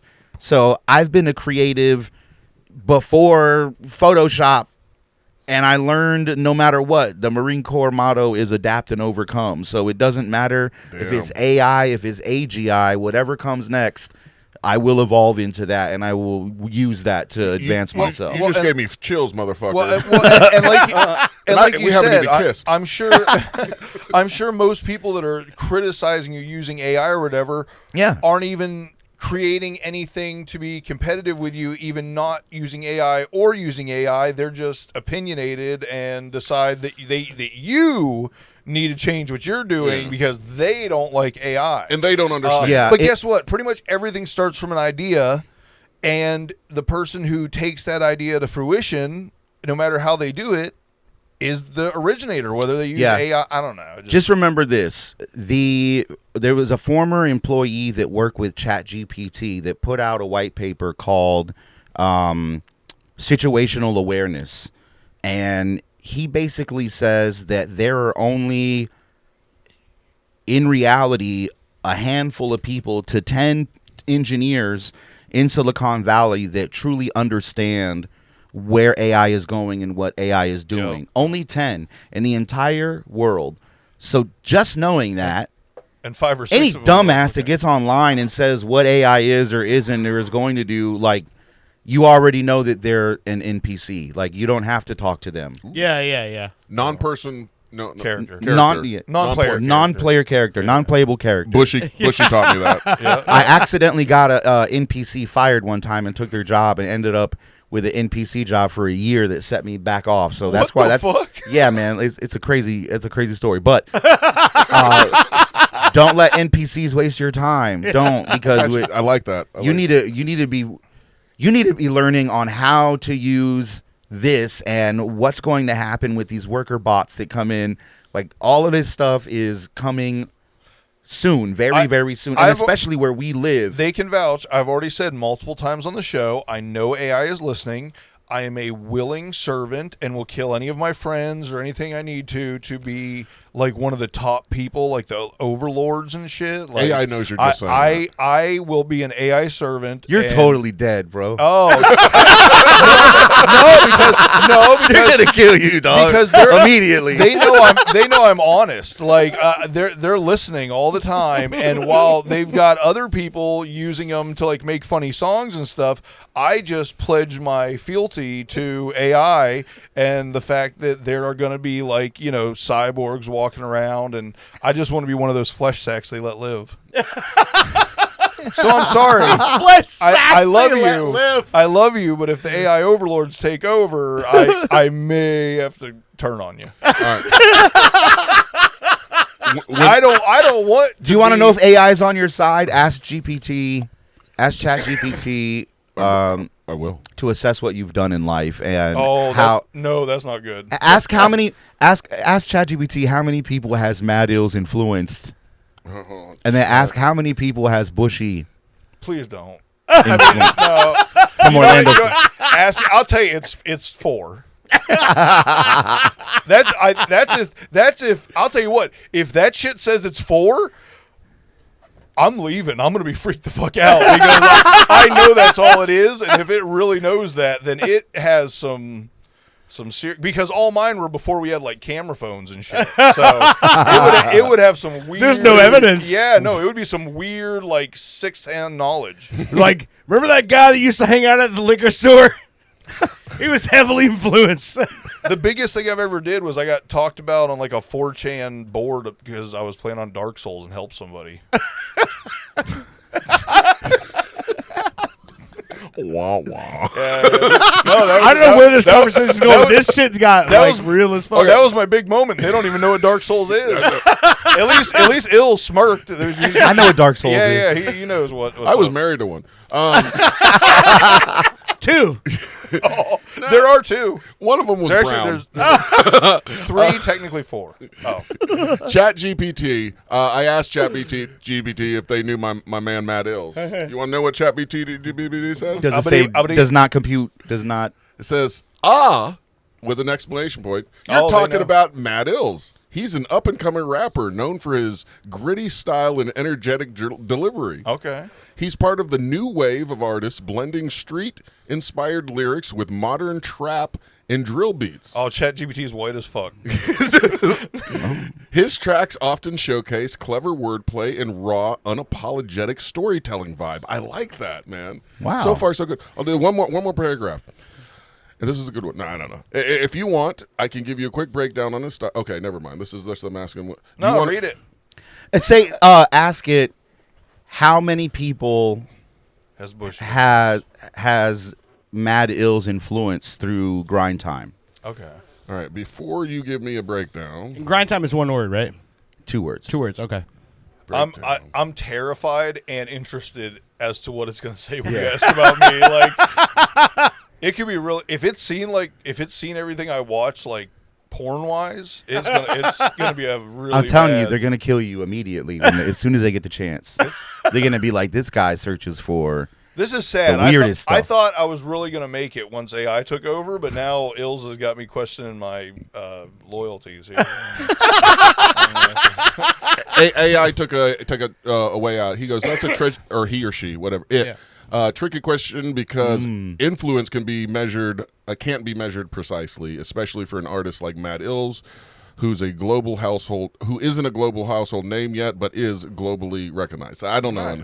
That's Influence can happen in several ways: direct musical influence, cultural influence, and social media reach. And I think all three of those you're fucking hitting, my man. He said isn't a global household name, but is globally It's- recognized. Ask Yeah, it. it's Try globally to recognized. force it. Try to force it to give you an answer. Right? Say Say, what- listen here, say- motherfucker. Listen, say here. no.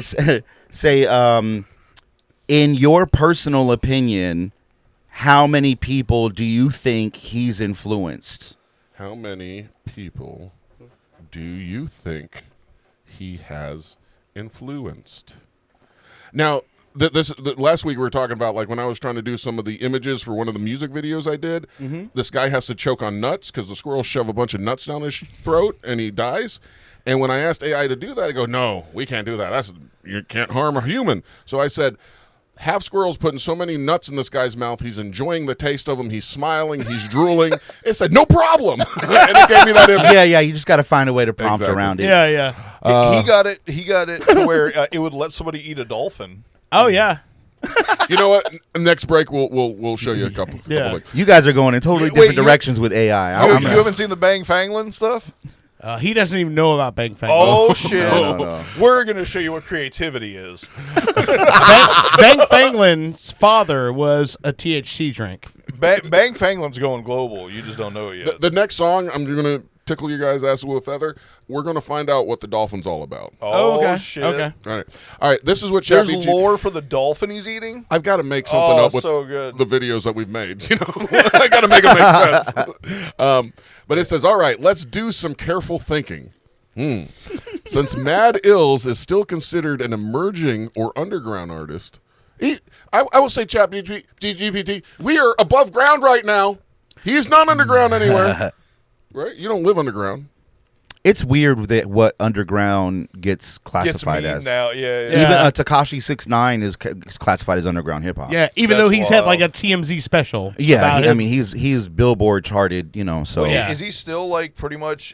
he still does his stuff. Well, Yeah. no. I know that, but I'm saying like even to this day, I think a lot of his earlier videos still have more views than most people have ever pulled. Right? I mean, he knew how to do that. He knew Yeah. how to go viral since the World Star days, since before he was an actual rapper. So. yeah.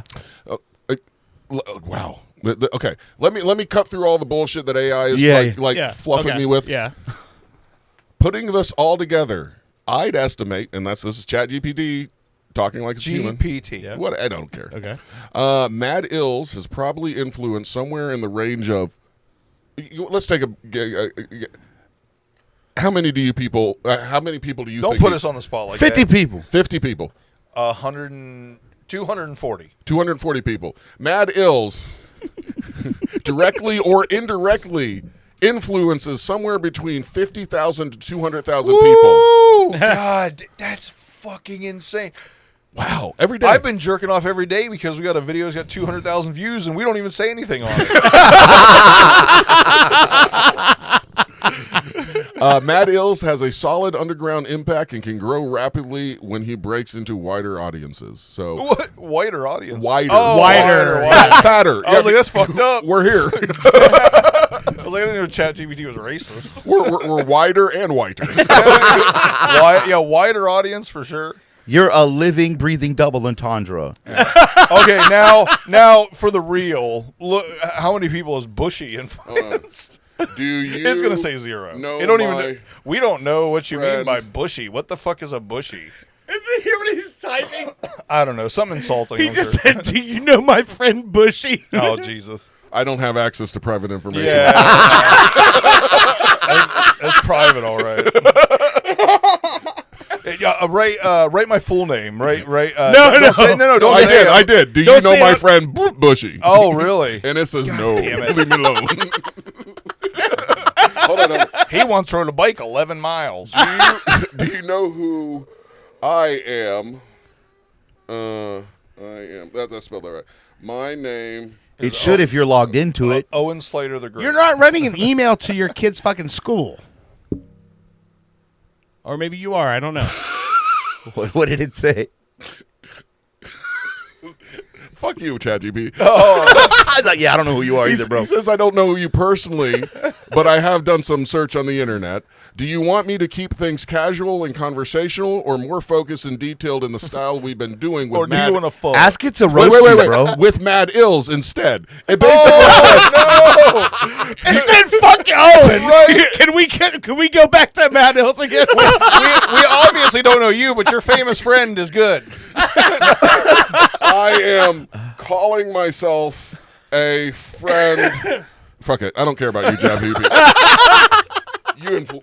Okay, That's listen. no, but that's crazy, man. To have AI know you and say that you influence like 50,000 people. Like a That's day. probably smaller though. That 50 to 200,000 is probably That's like on the a good low range. end. Yeah, Yeah. no, that's what I was Yeah. thinking too. Is it's gonna be like what is 100% provable? You know Yeah, what I yeah. mean? Like that's crazy. You know what this means? Tomorrow we're going to have like 200 subscribers. What was really funny, Owen did this whole thing about talking things into existence, and on that show, I was like, "Well, I'm saying right now we're gonna have a video with 100,000 views, and we're also gonna have 200 subscribers in the next 3 months." Let's go. And like, if I'm not mistaken, after that show, Yeah, it was that week. was when we got our first video with over 100,000 views. I was like, well, that's It's like creepy. 215,000 somewhere. around Positivity, man. This is what he tapped into. You got to be positive. I think we've been I'm positive that clip had nothing to do with us. we've been teasing with the theories out there that reality is all this like simulation and stuff. And if this, that is true, the simulation responds to positivity, not so much negativity. Does that make sense? Well, or just your thought and what you think is going to happen is what happens? Yeah. Your world is in your mind, and if you're totally negative in here, your world around you is going to be negative. Do you think we went to the moon? No, don't answer that. No. Really? Thank you. not We've been to the moon. Not that I have any opinion. Even China used their little cute little satellite and took a picture of our Yeah, but stuff. what does that matter Thank you. in the grand scheme of What things? about the Van Allen radiation belt? It doesn't matter in the grand scheme of things. You're absolutely right. Nothing matters. I don't even know what the fuck y'all talking about. How about that? What about the fact it was It's this- impossible for a human being to pass through the Van Allen radiation belt, Yeah. though the walls aren't thick enough with lead to protect human beings to pass through. How did we even do that? Yeah. And why did we just lose the technology to go there? Not only lose, Like purposely lost get rid it of. like it was homework. Like, are Yeah. you talking the greatest feat that man has ever accomplished? The technology was just lost, like How about the fact like that a computer glitch lost, bro. How about the like fact how did that even happen? How did we have to use the most elite engineers and tap them on the planet just to try to get back to it when we went so long ago? Yeah. That's insane. Well, technology is different now. one of my That's the favorite- It's thing. way one of my- better, so Yeah, yeah. you should be able to One do of- it a lot quicker. You would think. One of my Yeah. favorite is that like a lot of rocket scientists that like are worth their salt have shown all these things that it's like you would need to refuel at least like 3 times just to get there, and then there was no like way stations obviously where they stopped and got fuel and stuff. There's not a Sunoco halfway there. I'm so happy. Like I had no idea you would agree. I usually just bring it up to be funny, and this man, like, because I'm that person where I say I honestly no listen, I always say I honestly know nothing. I'm like on any given day I'm 50-50. Yesterday I could believe it, today I don't believe it. But there is a lot, if you really look into it, there's a lot of shit. The thing that Kubrick like supposedly was the one that shot it, and then like when he filmed The Shining or something, he was the first director ever to have the fisheye lenses that they used and that came from NASA. Like those lenses were developed in NASA, and the fact that all the live pictures were just really the news people recording a feed to a movie. Yeah, it's just like, it's kind of like I just think about things as if they're like, it's a non-factor. Like if we did land on there, that's wonderful. If we didn't, Who cares? I'm hungry still. Yes. Yeah. You know what I mean? But I will tell you real quick before we take our break. Yeah. Here are 4 reasons how we got through the Van Allen belt. Okay. Ready? Break it down. Number 1, fast transit. It only took them about 1 or 2 hours to go through there, so they didn't linger. That's what it said. You only get a little bit of death radiation. Number 2, trajectory planning. They chose the thinnest parts of the belts to go through with the Okay. most minimum exposure, because apparently there's 2 different belts and they're different thicknesses, and they figured out a trajectory would go through the least amount of exposure. Okay. Shielding, it did have some aluminum hulls and stuff like that to shield a little bit of it. Okay. I was gonna say it was like aluminum foil. That's one of the big ones. It's like they took like a tin can to the moon, basically. Well, yeah. It absorbed much of that aluminum hull absorbed much of the radiation. They're not saying none of it got through. Right. It says it didn't make them completely immune, but it reduced the dose to safe levels, and it was only 2 hours through there, so very little. And I know from personal experience, you can get radiation in you and I guess still survive with a fucked up eye. So like the amount of radiation that they were exposed to, look at the amount of radiation that John Wayne and the cast and crew were exposed to when they filmed out in the desert in Nevada, and they were hit with those winds from when they tested nuclear bombs. A lot of those people actually died of cancer. Yeah, nuclear bomb, Like, absolutely. and that was way less than what these guys went through. Well, okay, number 4. I didn't get number 4. Radiation dose.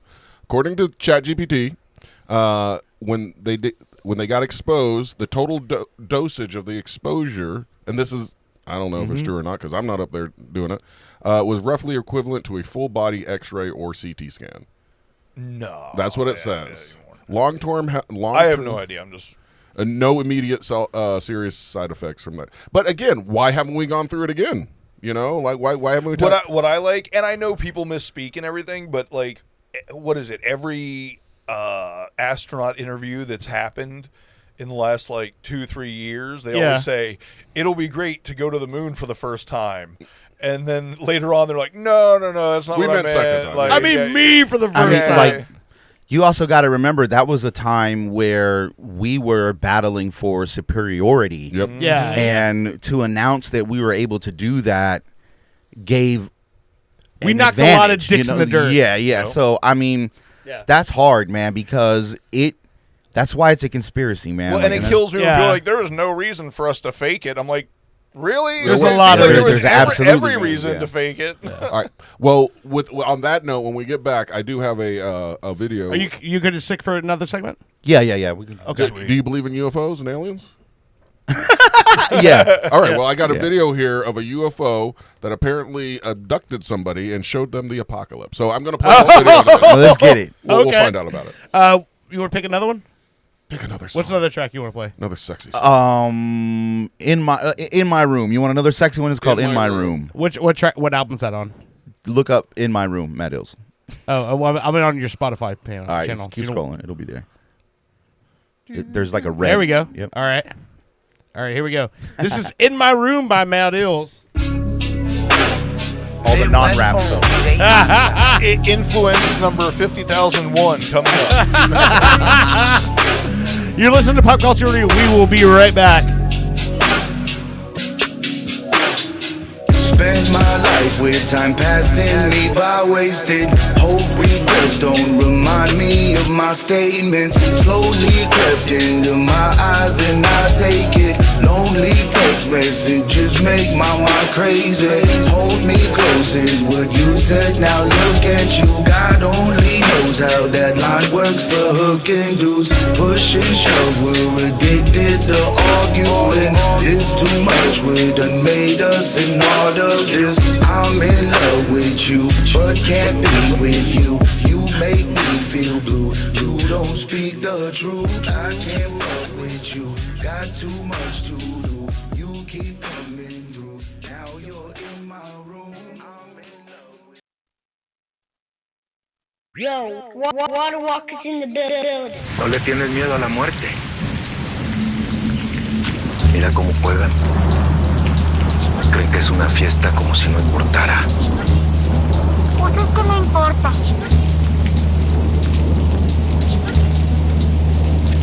Mi mamá dice que uno no muere cuando se le acaba la vida, sino cuando lo olvidan.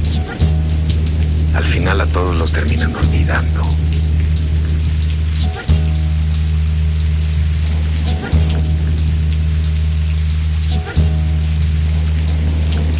Talk now, forget later. Walk round till death takes you. Hawk out in chest cave you. Chalk out your head, player. I'm Bowser. Red lasers drop out and then chase you. You don't want raid, then calm down or get tasers. El Mexicano, the Chevy model with Henny bottles. The road to smoking tracks got me filling every pothole. And any mono that's raising a claim to play piano. You off a Kia, off your knees. I'm the baby Chapo. In other words, with me, you should probably use other words. Cause if I unearth you unworthy, then you're under dirt. You underdig, you overstand, you underlearn. Whatever it is, don't say I didn't say the fucking term. Slightly past 4 a.m. I might be smashed more. Make it home sloppily while driving fast forward. Not a scratch on me, so why am I that sore? For running face first into a sliding glass door.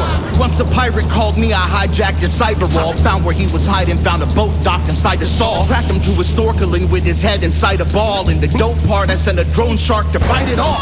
I'll put you behind bars like Left's lazy eye. Have you squinting in the pod when they raise the lights. A zany mind with crazy rhymes who maybe writes with the soul of every MC he's slain laced inside. Of course it's him, coursing through flows like dorsal fins. Adorned to him, gliding through easy like he had porpoise skin. Jason Momoa with a better story origin. Dying from dysentery on the Oregon Trail tour again. Very unfurled, she was on the couch enabled. There is a pearl that drips on her mouth, it's great bro. Bury your girl's lips on Popocatépetl. While you ask where in the world is Carmen Sandiego? Where in the world? Madd Illz. It's Water Walkers. Water Walkers featuring Madd Illz from the Cinco de Mayo EP from 2024. Yes. Is it De Mayo or De My Flow? You said De Mayo. It's Cinco de Mayo. Yeah, so it says every here, yeah. Cinco de Mayo, I put out a kind of like a 5-song project. The first one before that was called Cinco de My Flow. Okay. 5 Oh, of my okay. songs. Oh, okay. 5 of my tracks. Yeah. And this one was called Cinco de Mayo. Oh, okay. Yeah. Cinco de Mayo. Yeah. So it's 5 of my tracks that were all produced by Water Walkers. That's fucking awesome. Yeah, that's fucking rad, man. I've totally. I just like the fact that you tied it into the porpoise. we got a lot Wait, of we things. were talking about all the Did you know the porpoise thing was in that song? No. No, like I forgot. No, dude. you're supposed to say yes. Sure. Yeah, see, because we talked about the Bang Fanglin porpoise stuff and the Magic porpoise stuff. I thought you were so tuned in that you actually picked a song that you had lyrics about porpoises. God damn, I'm so this guy's tuned in that I don't have to be. Yeah, I'm tuned in on accident. marketing genius. That's awesome. So, Yeah. go ahead. What were you No. Go ask your question. I got one question. No, I was gonna say you wanted to ask him something before. Yeah. Because we've got limited time with him. Do you know the artist Skits, the PLK? He's a hip hop artist. Well, he apparently is a big crazy nut about UFOs. He Okay. believes he's been abducted a few times. He's been for years putting things out on YouTube saying, like, if you're a hybrid, come see me, because I guess he believes in that stuff. But apparently he was abducted. He was shown the end of the world. I want you to hear this and see if this guy is legit or not. So We'll tell you. We know. Oh, hold on. Where's my volume? We know about the moon landing. We'll be able to tell you if this guy's real. Your volume's up. So. Oh, I got it. It's up with you, but not with me because I'm retarded. That's Stupid. special. I'm stupid. Well, hold on. I got it. It's not going. The government just shut it down. Yep, said we She's can't. from Brooklyn because I Holy shit! There it is. There it is. All of a sudden, I just had to hit it twice. I mean, Well, he's from Brooklyn. That tells you all you need to know. that happens. like a lecture hall in a college. And I was sitting next to this African-American chick from Brooklyn. Why do I know that she's from Brooklyn? Because I sat down and I was like, yo, what up? And she was like, hey, what's up?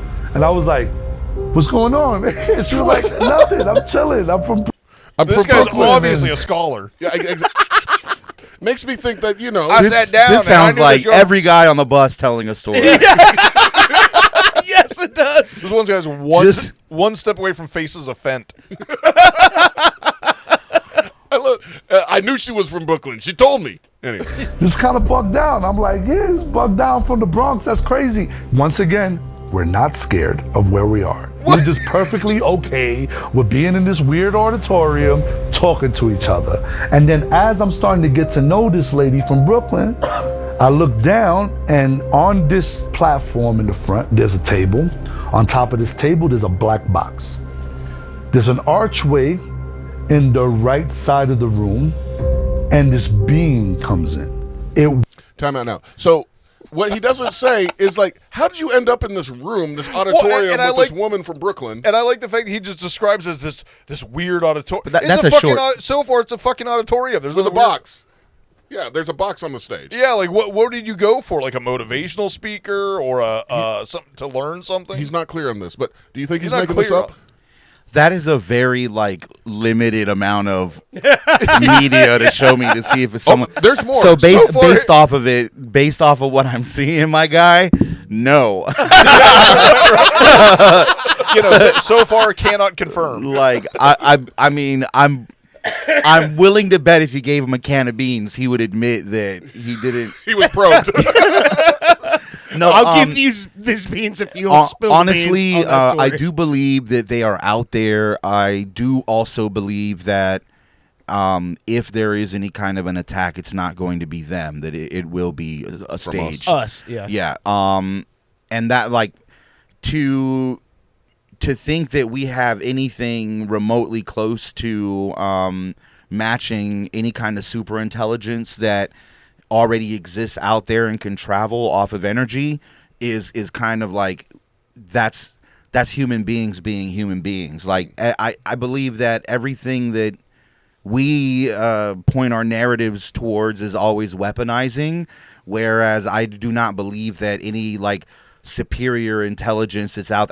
I think that they're even smart enough to be past the violence type of stuff because their stuff is just way too advanced. Yeah. So I think there's a bit of possible reverse engineering that we've done or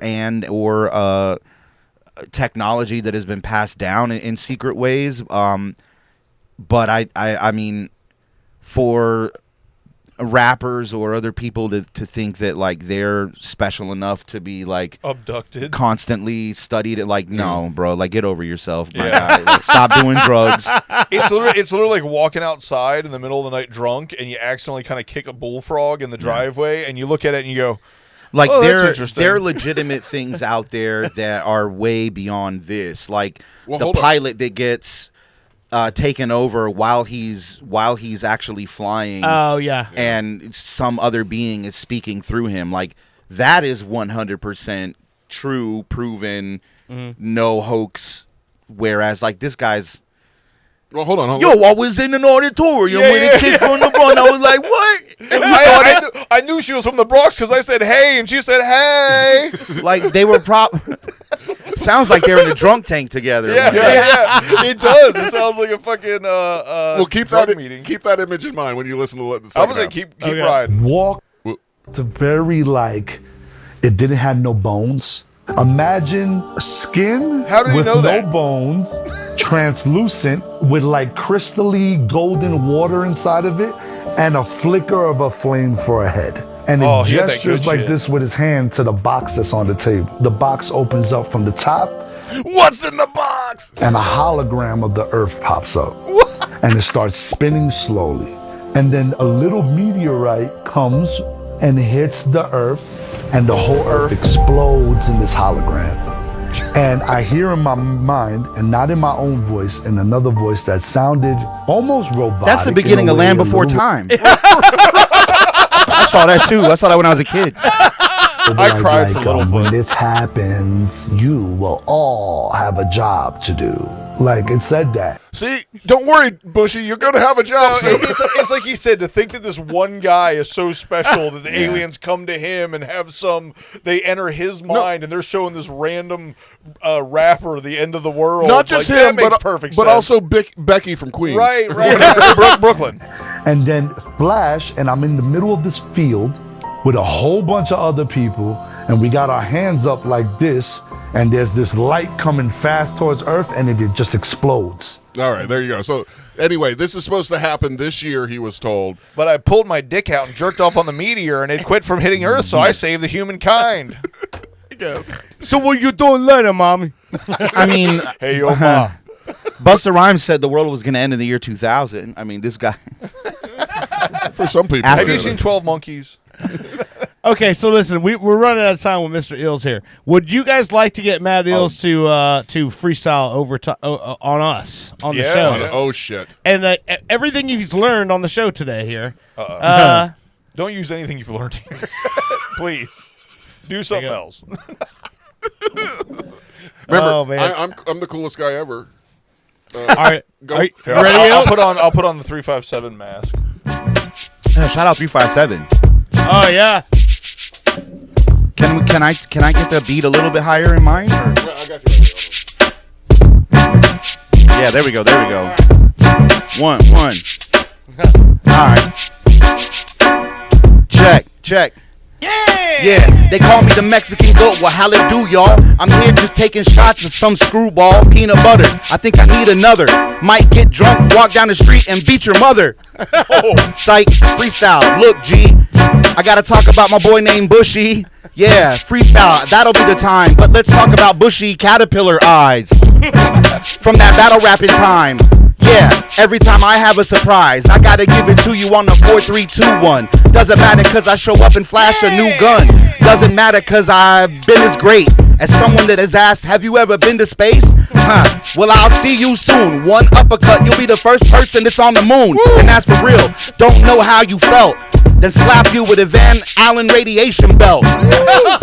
If I have to, I can give you a black eye with a hatchoo. I'm allergic to whackness. That's why you heard I'd attack this. It's freaking ill. Doesn't matter. You impressed? Well, my man Bushy, I heard he's kinda depressed. Well, I'm here to tell you, cheer up. ChatGPT gonna kill you. Don't fear us. Fear the machine.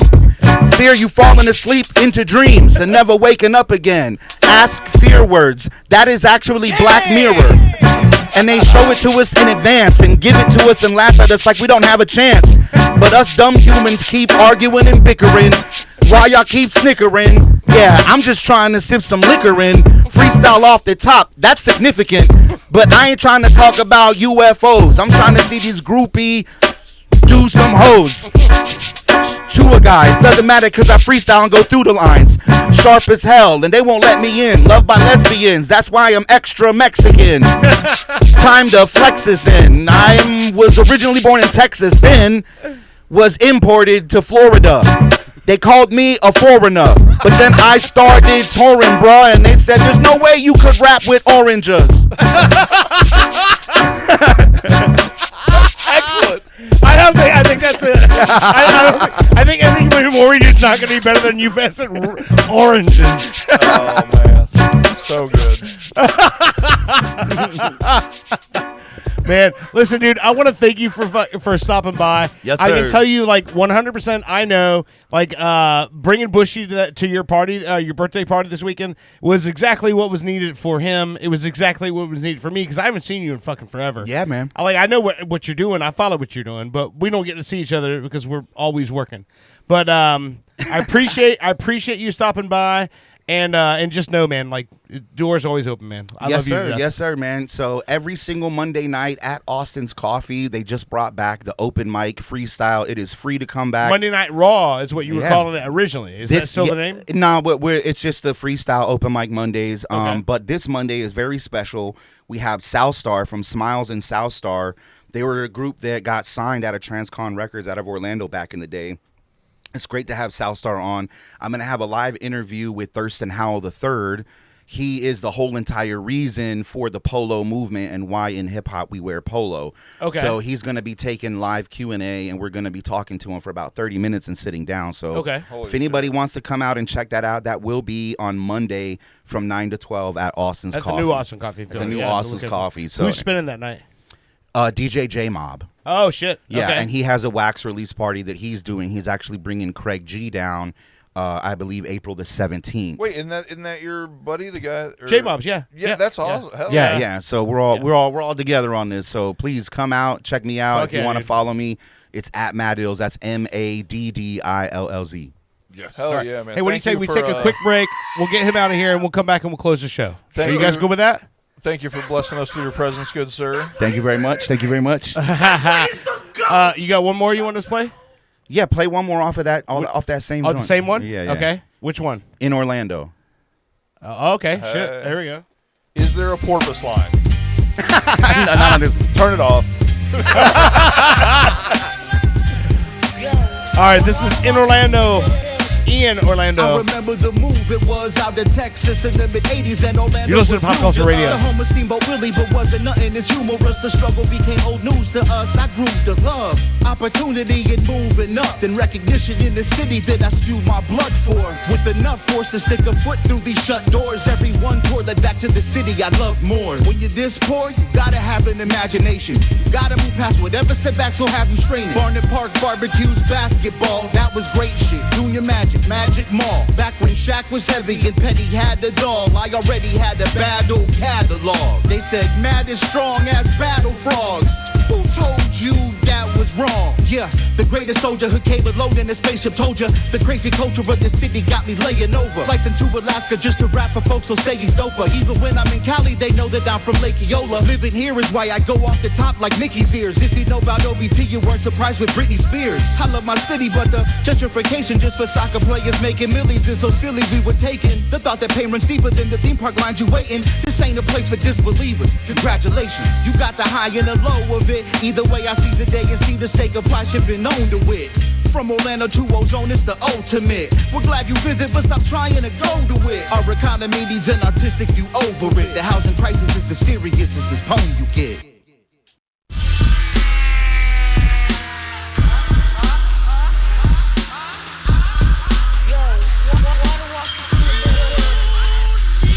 Yeah. Make way, it's the Mexican rock star. Face blades, they may throw me in a cop car. Godzilla squad killer, realer than y'all are. You only talk shit when I'm behind bars and not charged. Now every flight I take away from here, I charge. They want the greatest on these stages playing where y'all are. I can't hear the haters even, they say I got bars. I played arenas and stadiums, your stages at Dodge bars. Who made these corporations think that y'all got parts? Who got the United Nations with the way in to talk smart? I did it for the culture, now these vultures want a job card. Congratulations, rookie, want a cookie, here's a Pop-Tart. You need me like Stevie needs a sense of perceiving. Y'all what AI is now, a copy needs deleting. You get your Welcome chat back set, my to ex Pop don't Culture need Radio. retweeting. Get social on That is the Madd email, Illz with talk the to Mexican me, rock think star. about it. Society's the Hell yeah, man. Dude, that was a fun time, man. He's a great dude. Yeah, Great I like. Whenever he's around, like I have a good time with that guy, and have always. So yeah, it was He great. has a very positive aura.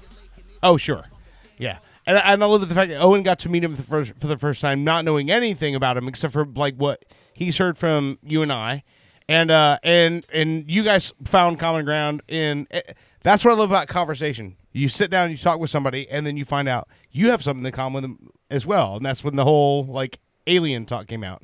Sure. Yeah. I mean, I don't believe that shit. He seemed like he's totally down gung ho for it. So. I mean, I believe. How could you not believe in? Oh, never mind. We'll do that. Yeah, that's a We can different talk show. about aliens. That's not This is a politics. third segment.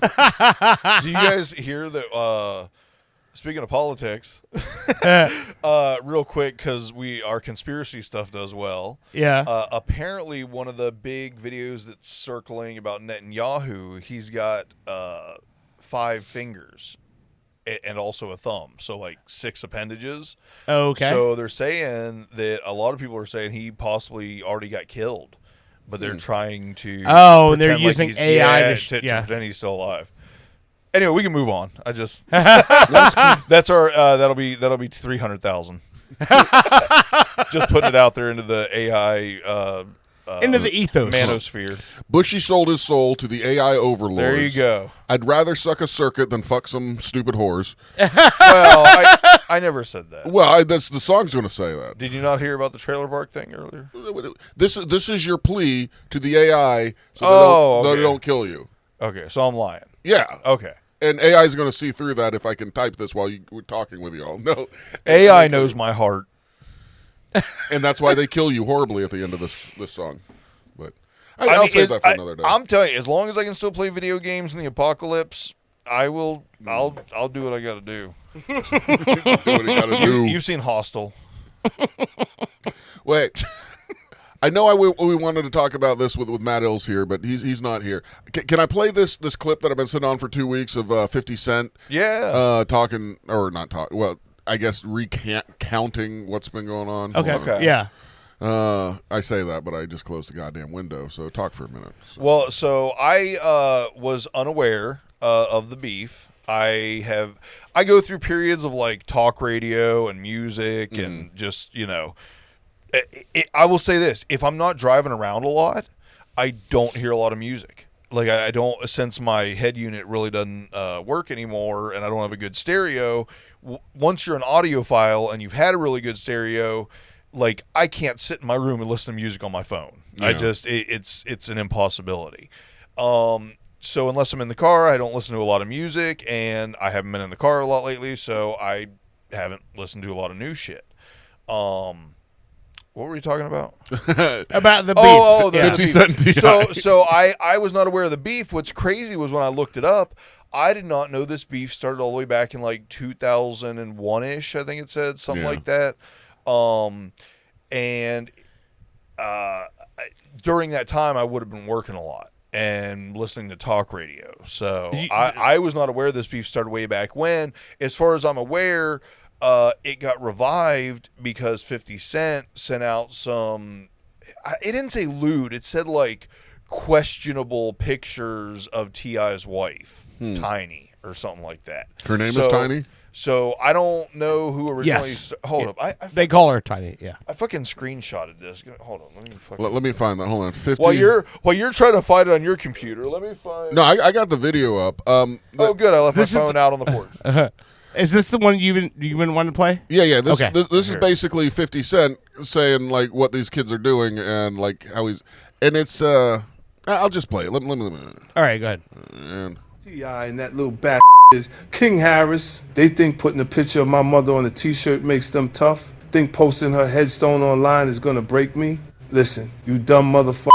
I don't need. I'll pause it for a minute because they do show these guys dancing at his mother's headstone, and this one guy has a T-shirt with his mother's fucking face on it. Yes, I mean, yeah. Not like this T-shirt with Bushy on it, but you know, this was meant out of love.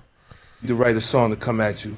I just need to make a few phone calls. That little punk's pathetic little music career, done. Starting tomorrow, ain't no platform gonna play King Harris's music. Ain't no label gonna sign that kid. He wants to be a star. Tell him to go back to Instagram Live. That's the only place he's got left. And you, T.I., you still think you're a big shot? I already got my lawyers working on the paperwork. You put a dead woman's face on your clothes? That's emotional distress in any state. $5 million is just the opening bid. I'm gonna make you fight this lawsuit until you have to sell those diamond-studded pants you love so much. And on top of that, I'm putting up billboards in New York, Atlanta, and LA on a loop showing exactly what you did. I'm gonna make you get on your knees and apologize at my mother's grave. I want the whole world to know that T.I. and King Harris are a couple of dead beef, disrespecting clowns. Fuck All right, that was it.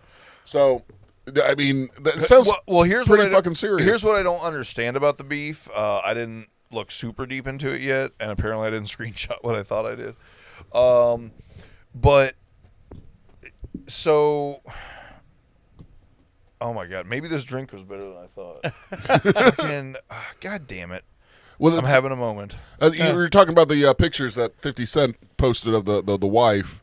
What I don't understand is why all of a sudden there's like a bunch of other rappers jumping in this beef and everybody seems to be on T.I.'s side. Like there's a ton of different diss songs apparently from different rappers towards 50 Cent. And the only thing that I'm excited about so far, like I said, very limited. I probably should have researched this a little bit more since we were going to talk about it. But Papoose, who, in my opinion, did one of my favorite rap songs of all time, The Alphabet Slaughter. Okay. Where he raps the entire alphabet, A to Z, and he only says words of that letter from A to Z, and then he goes all the way back Z to A. Oh, and okay. every single letter except for like X and Q or so. There's a couple that, you know what I mean, there's just like not a lot of words. Yeah. It's pretty sure. Like almost every other letter, he does like 15, 20 words. Have you guys ever heard Alphabet Slaughter? No. Oh All right, my we'll have god! to listen to I was it, about to say, yeah. remind me, and on the patio, I'll show that. But anyway, Okay. Papoose, who I haven't heard. I think he does still have a successful career, but he's kind of like underground. I hadn't heard. Let's just say he hasn't popped up in my feed. You know what I mean? Like, yeah. He's not like doing big things, but was always one of my favorite lyricists. And to know that now all of a sudden he's jumping in the 50 Cent beef, and he's Is that T.I.? Yeah. All right. So basically, T.I.'s wife isn't as hot as she used to be, and he posted that picture, 50 Cent. Okay. So he's body shaming. That's kind of not cool. I just does it say what the original? I forget what the original beef was about. I know I'm so mad. I thought like I said, Hold on. took a picture of. Let me play this clip. This is 50 Cent actually talking about it. I guess like when it kind of started. And it's a two-parter, man. You know, I gotta continue 50's savage rampage on the industry. Now, if you haven't been keeping up with the T.I. and Tiny situation, right now they are going through a PR nightmare. This is posted by I thought it was 50 Cent himself, but it's a DJ Creebeast. I don't know. All right. Okay, so apparently the original beef all the way back started when T.I. accused 50 Cent of backing out of a scheduled, mutually agreed upon versus match, and subsequently trolled him on social media, in which T.I. deemed a deemed a disrespect to his family and principles, leading to personal jabs and diss tracks. So apparently, oh Jesus, He put her face as the Mr. Jefferson. That's horrible. So apparently, way back in the day, T.I. started it because they were supposed to have a battle, and Okay. 50 Cent didn't show. Okay. And I think 2001, T.I. would have been new enough in the game that would maybe be an event that he was like financially involved in. Yeah. You know? No, but still, I mean, if you have a beef with it's T.I., saying leave that his wife 50 alone. Cent almost basically pretended he had no idea this was even supposed to happen. Oh, yeah. So discredited him. Yeah. Yeah. Oh, jeez. So what you were just saying, Owen? I don't know what I was just saying. I can't believe this is going on. I mean, like when you have a beef with somebody, you don't attack their wife. You attack the guy. So I can see why T.I. came back and like, you're fucking with my wife, I'm gonna dance on your mother's grave. I mean, like, this is stupid how things keep escalating, guys. Just settle down and make music. This is what drives me crazy, and this is like why I like a rapper like Madd Illz, man, with the bad skills over here. Like, he ain't wasting time on this bullshit. He's out there making actually positive kind of rap. It's fucking awesome. This bullshit does make a lot of money though. And don't you think for a second that T.I. and 50 Cent don't both know they're going to make some money off of this? Yeah, if because it the beef goes makes well. money. Yeah, and that's also why I'm sure other rappers are jumping in it. I just haven't figured out why everybody is jumping on T.I.'s side. Can I tell you why? Yeah, I think because one of them is hoping that they strike enough of a chord in 50 that 50 comes back at them, and then all of a sudden his attention is on some guy. Yeah, but and I think that his attention, even if he destroys them, it still raises them up enough to that might be some attention they can get out of. If you can get 50 to focus on you, you know, you're still going to do better than you were doing. Like I said, Yeah. Papoose isn't like, out there headlining a bunch of stuff that I'm aware Yeah. of. I could be wrong. but I mean, I kind of feel like that makes sense to me. Because think about it, like 50 Cent goes at you, it's gonna make news. You think if we look up the Papoose 50 Cent diss that we'll get struck? You think? I have no idea. I mean, it's a diss track. It's not like and it's brand new. Huh. See, if you don't care, see if you can find the Papoose 50 diss and you play just a little bit of it. Are you looking for it, Owen? Yeah, Papoose. Yeah. This is 50 Cent. This is 50 cents. I like 50 cents with an S. Yeah. Video. We're looking for video, right? Yeah. Video. Like I said, Papoose has just always been. Every time I hear him come out with a song, I love his wordplay. All right, there's a lot of I don't know, people talking about it. So Okay, all right. I don't know which one's which.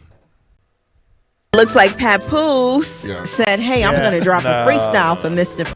Yeah. It's hard to tell. Original. I literally just typed Papoo and it came up 50 Cent diss. It's not The Simpsons.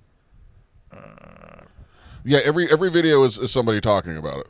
Okay. Yo.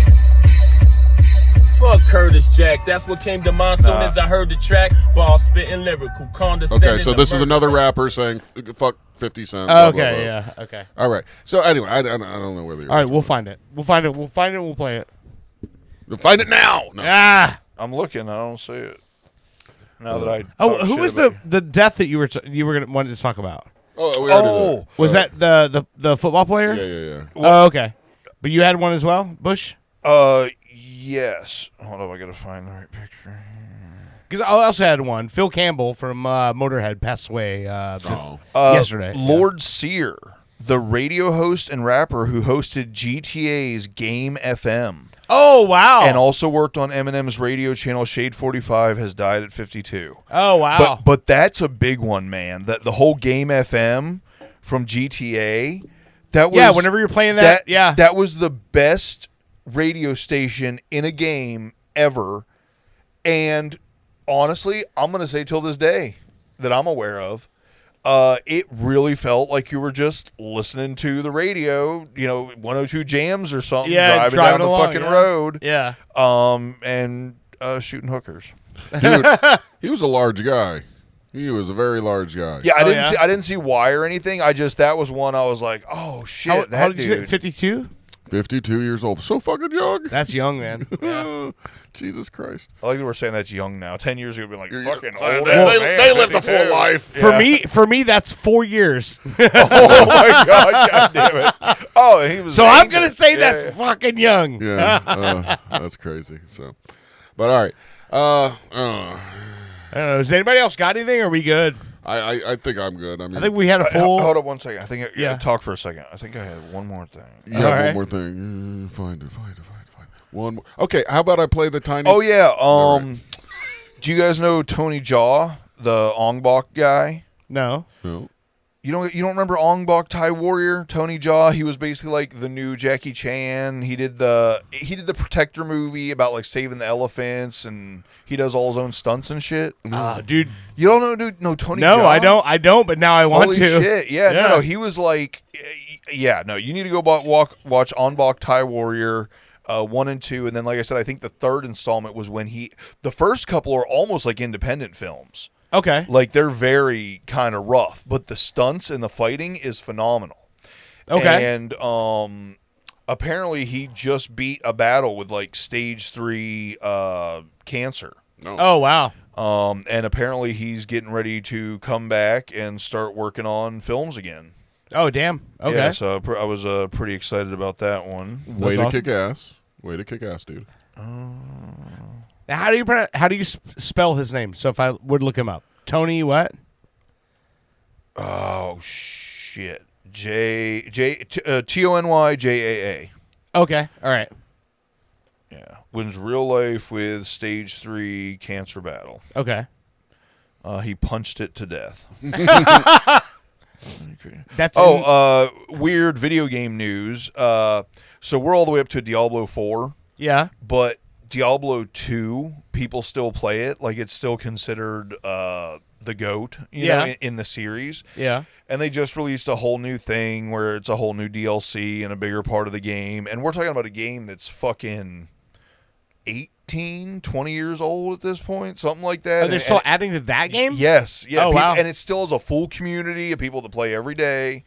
Apparently, a studio is in development to create a Diablo 2 first-person experience using Unreal Engine, and the latest demo is looking very promising. Oh, wow. So the idea of playing Diablo as a first-person game is cool as fuck. Yeah, that sounds like fun.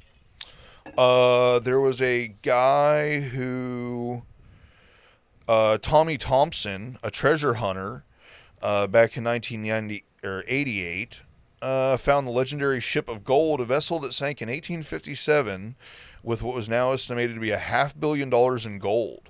But after he found it, his investors sued him for a bigger piece of the pie, so he allegedly hid the gold and went on the run for 2 years. When the feds finally caught him, a judge ordered him to reveal the location of the treasure. Tommy refused, so they threw him in prison for contempt of court. Thinking a little hard time would make him talk, he just got released after 11 years and still has not told them where the gold is. So there's a guy that apparently is about to go collect his $500 million because he kept his mouth shut for crazy. 11 fucking years. That's fucking hilarious. Right? I love the fact they released him. They're like, all right, man, you're out now, Tommy. Where's the gold? He's like, fuck you, coppers. Then he pulled the rat tail out from his collar and then ran to his Camaro. Yeah. with his girlfriend that already had shovels in the back. You know, like they literally drive straight there and dig it up. Just follow them. Yeah, anyway, that's crazy. They shoot the drones out of the sky with a Red Ryder gun. That's fucking awesome. Are y'all set with that? Yeah. Why, you got a song? That's all the pictures I took. Well, I got two more things if you want to hear this one, or do you want to save them to next week? What do you got? This is an exclusive from TMZ. This story should make everybody feel a little bit better about themselves, at least everybody in this room. Come on, you. Smallest penis in the world. Oh, yeah. Do you still believe that? And what? This is from TMZ. She's talking with a man that claims he has the smallest penis in the world. His name is Michael Phillips. What makes you say that?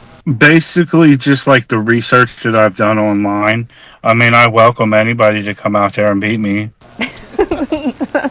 Do you plan to enter in Guinness Book of World Records? What I find this funny is for the man with the world's smallest penis, they gave this like pretty attractive blonde chick TMZ to talk to him. Of course. Could maybe make that thing maybe a half an inch. Or anything like that? I think I looked into it, and I'm not really sure if they give out records for that sort of thing. Maybe you could be the first. But I would. And I saw ever since you've spoken out publicly, you know, of course, there's jokes, but some of the jokes are like, you know, saying that maybe you should join OnlyFans because there is an interest about what exactly that looks like. Is OnlyFans something that you're considering? No. What's the reason that you wouldn't get on it? I don't really think that there's a high market, and I wouldn't want to put myself out there like that and make $27.99. Like one person subscribed for 1 month. They're like, nope, it's little. So anyway, that guy has the world's smallest penis, and he refuses to show it. So can we really be that confident? I think this man, if he's going to make a claim like that, he should go on national TV. So I listened to that whole interview. Did you hear what he said the measurement was? No, what? 0.38 of an inch. Well, I think I did. Yeah.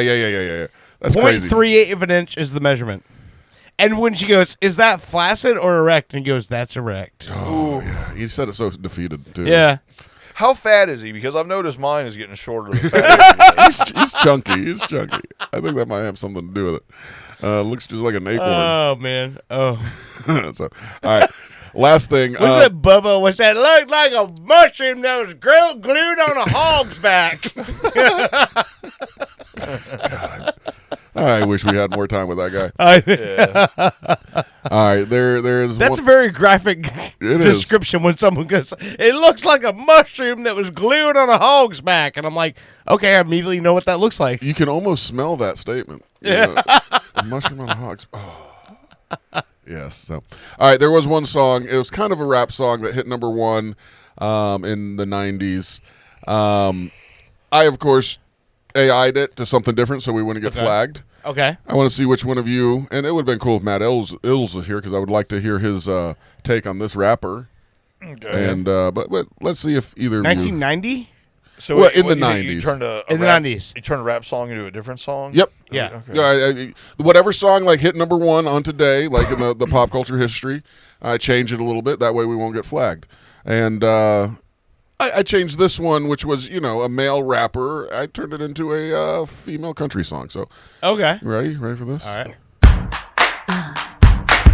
When you can figure it out, you let me know. I like the fact he thinks this is country. This is not country? I mean, by nowadays standards, this is country.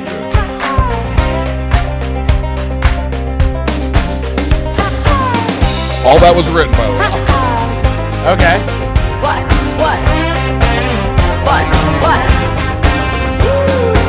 On your mark, ready, set, let's go. Dance floor pro, I know, you know.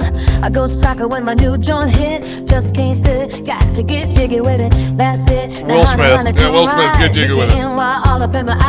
Because nobody else has ever released a song with Get Jiggy with it. I kind of like this country version a little bit. You would. Redneck. Wait till we get the you're not helping your case for proving to Brit that you're not a redneck.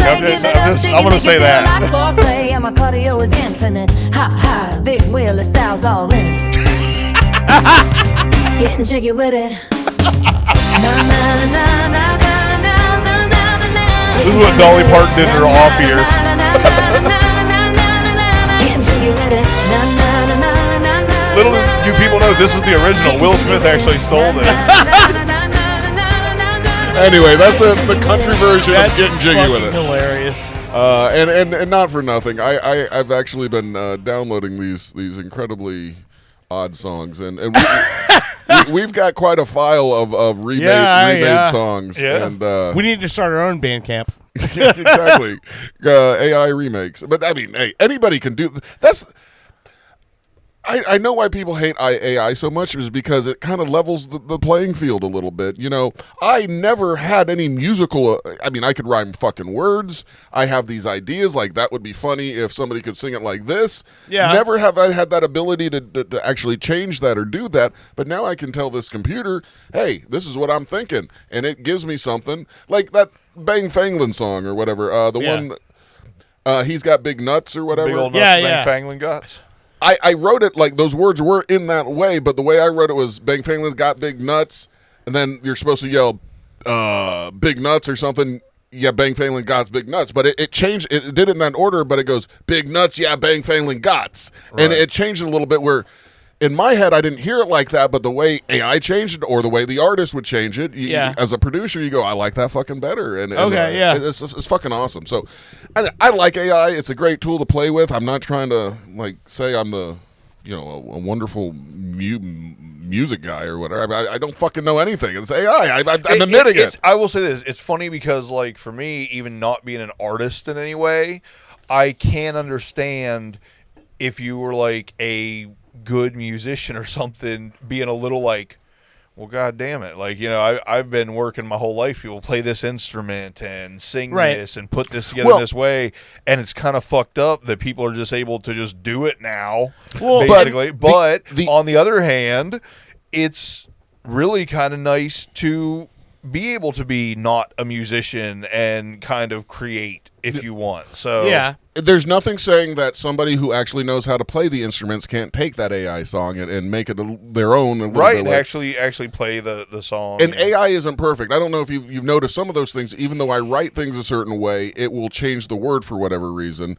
Like in that one song I was saying, the squirrels were scared that their day had come, and then the next line was that their hunter had come. kind of to match, but it changed it to like that bear hunter came or something like that. So AI still isn't perfect, but it's a beautiful fucking tool to get your AI, your idea out there. Yeah. And say this is what it could be, and sometimes it fucking hits a home run. Did you finish? I forgot. Did you actually type in whether or not like it knew that I was going to serve AI and that like what it thought about that? No, I did not do that. You want me to do that? I mean, it's up to y'all. We can do it next show if you want. Yeah, let's do more next show. Let's end this show. I mean, it's been a great fucking show. We touched a lot of things. Don't say that. And this is the first show we've ever done that's 4 segments since the day that we tributized Mr. Bubba Whip-Ass Wilson. Oh, wow. Yeah.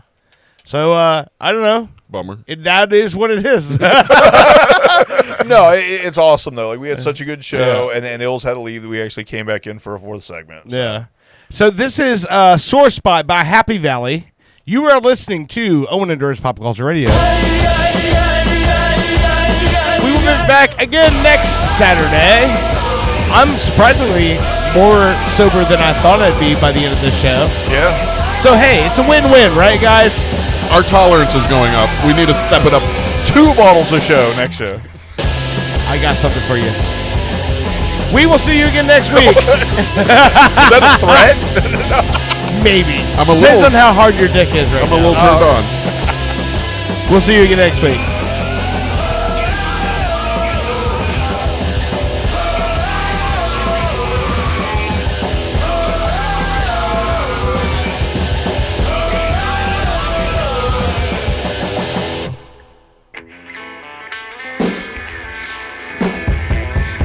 Pop Culture Radio has been a weird Florida production. Like and subscribe on your favorite platform. Thank you.